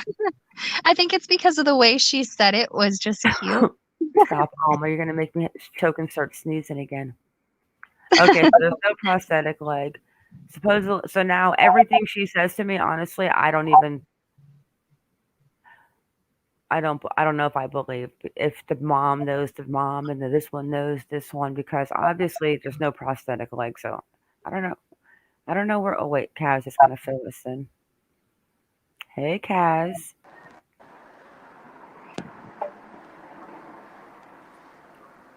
You there? Hello, I was here. Hello. Hello, my sweetheart. Yeah, Exactly, Shredder. When people lie in a post, like, what are you thoughts of her saying? That was the lady, Shredder, that is from, I mean, Kaz, that's from the Facebook post where she's talking about the little girl who went missing and the violence and the this and the that. Okay. Yep. So Now, obviously he doesn't have a fake leg. no, God, blimey, Charlie, no way. But as far as the there's no food stamps. They get $750 every 2 weeks from the government via a bank transfer directly into their account, which they can buy whatever they want. And by they, do you mean him or people on government assistance or? On government assistance. Well, he must be on supplement assistance because he lives in a supplement housing community, right, Kaz? Yeah, the rent on those properties is 1% of their income. So if you get $750 a fortnight, you pay $75 a week rent. I'm laughing at Kelly's comment. I'm sorry. No, you're right, sweet. Yeah, so maybe they put it like on it. Maybe in the old days they used to give you like the money, because see, in the United States, I think in the old days they used to give you like Monopoly money. I've never seen it, but now they just put everything on an EBT card, right? Is that what's called, EBT? I think so. So it's like a regular credit card. So maybe that's what they put the money on there, and plus it's probably easier. No. So article. So what's the article say? That they put it on the card. The card you may be referring to is a disability card that anybody gets from the government to state you're either on a job seeker payment, you're on a disability payment, or you're on an age pension payment. And you get different benefits, like at the chemist or you call it pharmacies, or at certain shops will give you a discount on groceries. What they were bringing in for the Aboriginal community was like a credit card where they could restrict them buying alcohol, because alcohol is a big thing in the Aboriginal community. Their metabolism can't handle it. Wait, are they allowed to buy? They're allowed to buy alcohol with that card? She's saying they can't. Yeah. No, they can until they. I was going to say, yeah. In the United States too, you can't buy alcohol, cigarettes, any of that with the EPT card, I think. Yeah, you can go to the local betting, or don't, Me too, Shredder. you know, the bookies, whatever you call them over there. We call it At the the TAB, and you can Mm. put bets on horse races. That's where he was when Great. he got arrested, or that's where he was that day. Yeah, he was at the TAB, the tab, making bets. Yeah, and that's what they're trying to stop people on benefits from wasting their money. But it's still not been brought in yet. But the BS about him having an artificial leg, I mean, if he's got an artificial leg, I'm going to eat my arm because I could do with a new arm. Oh, Yeah, that's all I wanted to say, sweetheart. That's all. I don't know what's going on with this one. I'm still stuck on the fact of how she left the tent. I really don't want to believe that it was Jake and he has a drug thing, but it's just so weird. And I'm almost convinced that there's no other woman in the room, that he's wearing his grandma's clothes. You can't Yep. make me think differently. It's not happening. Yeah, I'm I agree locked. with you too. I'm locked on that one. And I'm locked that there was a camera in there, and that's how the police ruled out that there was a woman I mean, helping. that's the only way they could have done that. And remember, it was only helping to care for Cleo. It wasn't getting her there, but they seem to have got all their little stuff in a row and said, we're taking the evidence back to Perth. To me, like, they've wrapped it up. Burn it down, people. Almost bad. So that's what I think, guys. Yeah. But with that, we're going to dig a little more on good old Robin. Is there anything new on Cleo in Australia? They're just not telling us over here. Well, I get a notification from the West Australian newspaper around 11 o'clock my time, which is the early hours of the morning for you. So as soon as I have that, if anything's pertaining to it, I've been flicking it to you. So. All right. Yeah, there's nothing. I was really thinking that we were going to see something happen today with the neighbors wanting to burn down the house. What I think is when that gentleman moved out of the other side of the duplex, maybe the elders of that particular community banded together and told them, hey, come on, this is ridiculous. You know, the housing, there's a housing shortage as it is for them, and to burn down a perfectly good duplex that can house two families is ludicrous. And here she is. Look at 3 minutes ago. She's fighting with somebody again. Correction, faked abduction of Cleo Smith. And then she says, he won't have to. More charges are coming that will make Kelly look like a lamb. What does that mean? That he wasn't the actual guilty party, is what they're saying. That we should be expecting a lion. So how come we don't see what she's replying to? I don't use Twitter, so I have no idea. Okay, have you got, in the Twitter part, have you got tweets and replies? Okay. Yeah, I'm looking for why she's talking about someone. This girl is convinced that did it change for you guys? Are we looking at the guy in the yellow? Do you notice this? Yeah. This girl is convinced that Jake had something to do with passing Cleo out from the tent. I mean, she's an Aboriginal elderly woman, and of course she's going to try to deflect from the Aboriginal community because they do get a lot of blame for a lot of things. And don't get me wrong, they do a lot of things that they shouldn't. I've seen some horrendous things when I was working for the Royal Flying Doctors that I wouldn't like to put out there in the world live, but so I have seen what they can do, but I think she's grasping at straws. Huh. Yeah, I'm kind of taking her with a grain of salt too, because it's Yeah. just like secondhand knowledge. I reached out to her on Facebook, and she totally ignored me. This I is even definitely my favorite picture of my doll collector. This one right here with his little dolls. Yeah, the one little doll shirt says selfies. It just reminds me of his drives around. Oh, look at that.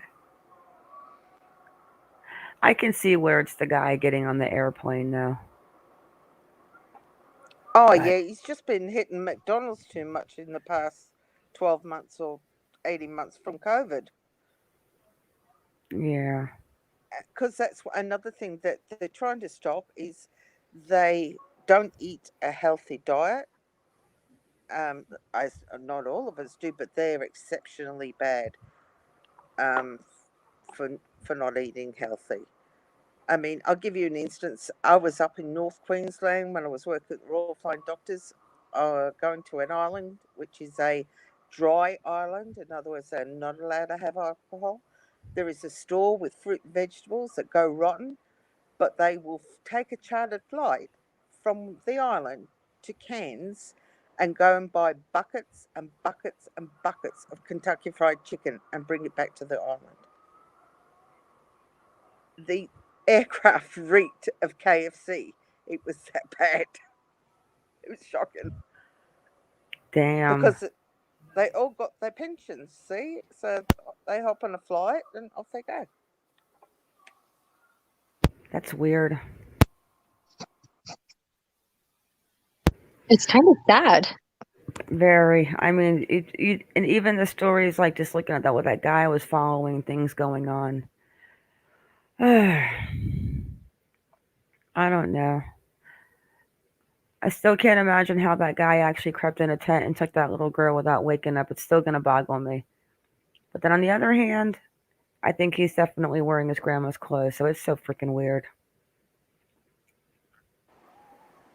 It's definitely going to be interesting when they start releasing more information when it hits the courts. You mean like the fingerprints and things out of the house? Yeah. Yeah. Yeah. Well, it's going to be. Because they would have done the same to the tent, Ma. So they wouldn't have left the tent unfingerprinted. So if his prints match the tent that come from his house, I mean, it's signed, sealed, and delivered. You're Well, going to not only that, jail. but him having all that hair too, you would think that some hairs would have fallen. Oh, absolutely. He'd shed. Yeah. Yeah. All right, then I'll jump off now. Oh, Shredder. Yeah, the dog collector kind of rubs me the soft way. Oh, thank you, Miss Nomer. Hugs, girl. Yeah, the dog collector definitely pushes my buttons in a weird way, but I feel bad for him. Something's not right with him. And I still don't believe that he opened that tent and took that little girl out by himself. I just don't see it. But I do see him dressing up in his grandma's clothes, so I'm confused. Yeah, right? Like, why is the crazier thing easier to believe? You can't tell me different. That Cleo believed that the woman, I believe that he was wearing his grandma's clothes. Something happened when his grandma died that just made him weird, but what are the odds? Like I said last night, that you hand off a child to collect money for a drug debt to a doll collector. That's just like two weird worlds colliding.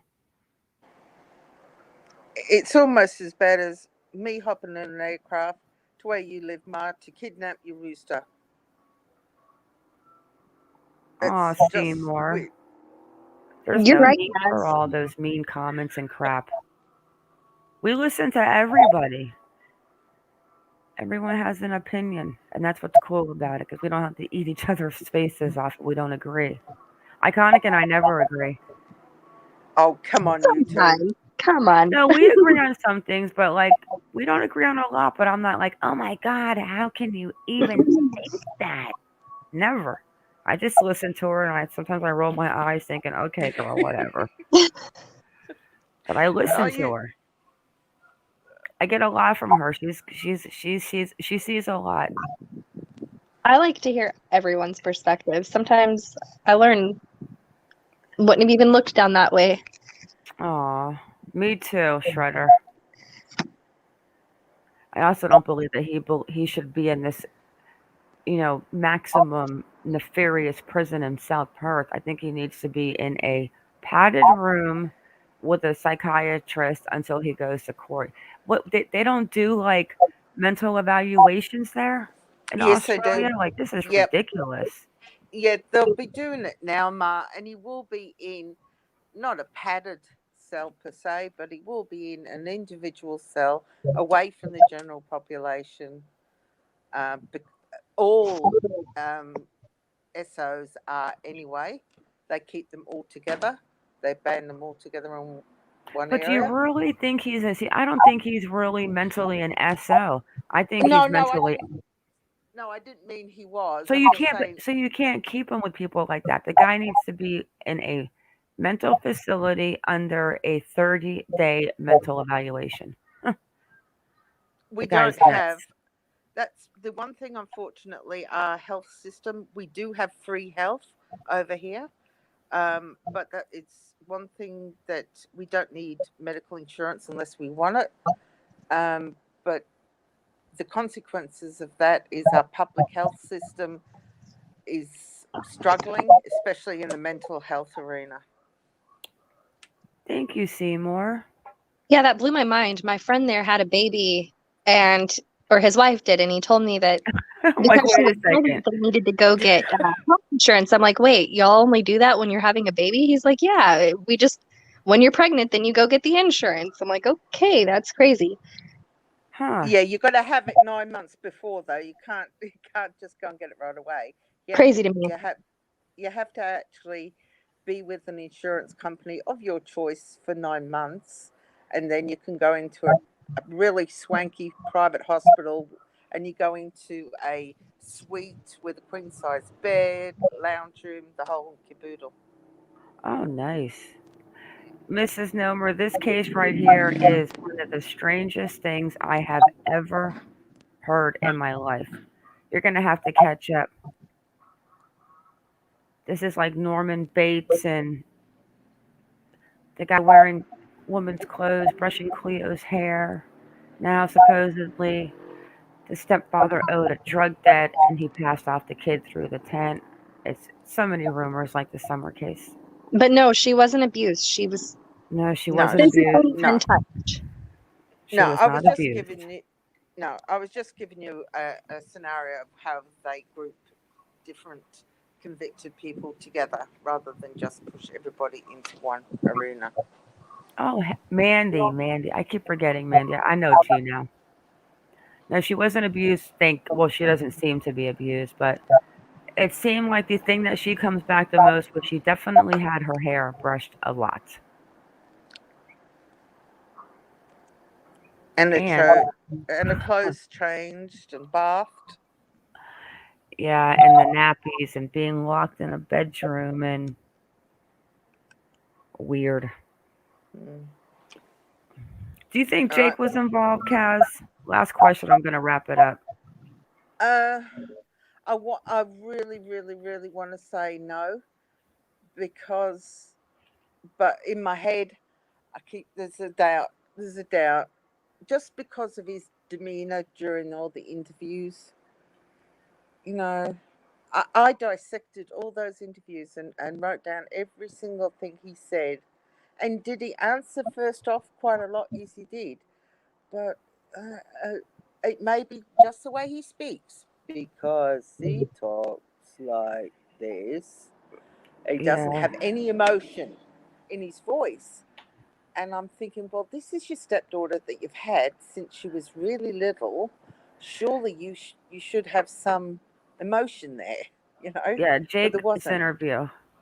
And the one thing you have to say about her is that she's lazy, like I rude. know. I Oh know. yeah, Miss Nomer. This guy is yeah, he brushed her hair and took care of her for 18 days, put her in diapers, locked her in his special Bratz doll collection room, combed her hair, and we are convinced, well, I'm convinced, that not only he had just lost his grandma, and that's a whole nother story, Mrs. Nomar. You can't even. We're We all babied him like a little prince after his mother didn't want him. Oh, his Foster homes. nickname. Tell her his nickname. I forget his Little nickname. Prince. Little little Prince. little princess. It Little wasn't Princess. just like grandma started that, but she called him that so much, and he was so spoiled, they said, that it kind of it was taken on by everyone. Everyone called him this. Mm-hmm. Yeah, he's a strange character. So we're convinced, well, I'm convinced, and these two believe it too, that he was dressing up as a woman when he was taking care of Cleo. Then you find out that the grandma died, and you hear his grandma's words out of her mouth talk about him, and you see him in the doll collection, and you think this kid's going through some serious mental something issues, and it's almost like he's playing his grandma's role, and it's who knows what he's thinking, but he's not thinking about weird shit. He's weird shit, yes, but I don't know. It's so freaking bizarre. You can't make this one up. This is like the all-time classic because Cleo was found safe and not harmed, but still, I don't know. Me either. Okay. Okay, done. Okay, sweethearts. I'm jumping down signing too, off. guys. Yeah, we're gonna dig though. It's time to dig into good old Robin. See what she's about and the brother. Yeah, Miss Nomer, it's good. Now we're waiting for the neighbors to burn down the house, but Kaz seems to think that the elders calmed the neighborhood down. I'm sending the neighbors some matches, Kaz. Oh my god. Oh my gosh. Hang on. I'm gonna send a book of matches from the banana boat down in the road. I'm only kidding, guys. All right, with that, guys, thank you all for coming in. Thank you, ladies, Iconic and Kaz. Thank you. Once again. Catch All right, you on the Kaz, flip I'll see you side, in guys. Discord. All right, Okay, guys, sweet. thank you. Everyone stay vigilant and keep your babies safe, and we're going to go ahead and start digging back into Summer Wells. Not the crazy stuff, just the Summer Wells stuff. And, of course, Cleo and Cassidy. Aw, Alma's loyal. All right, guys, have a good night. Don't go.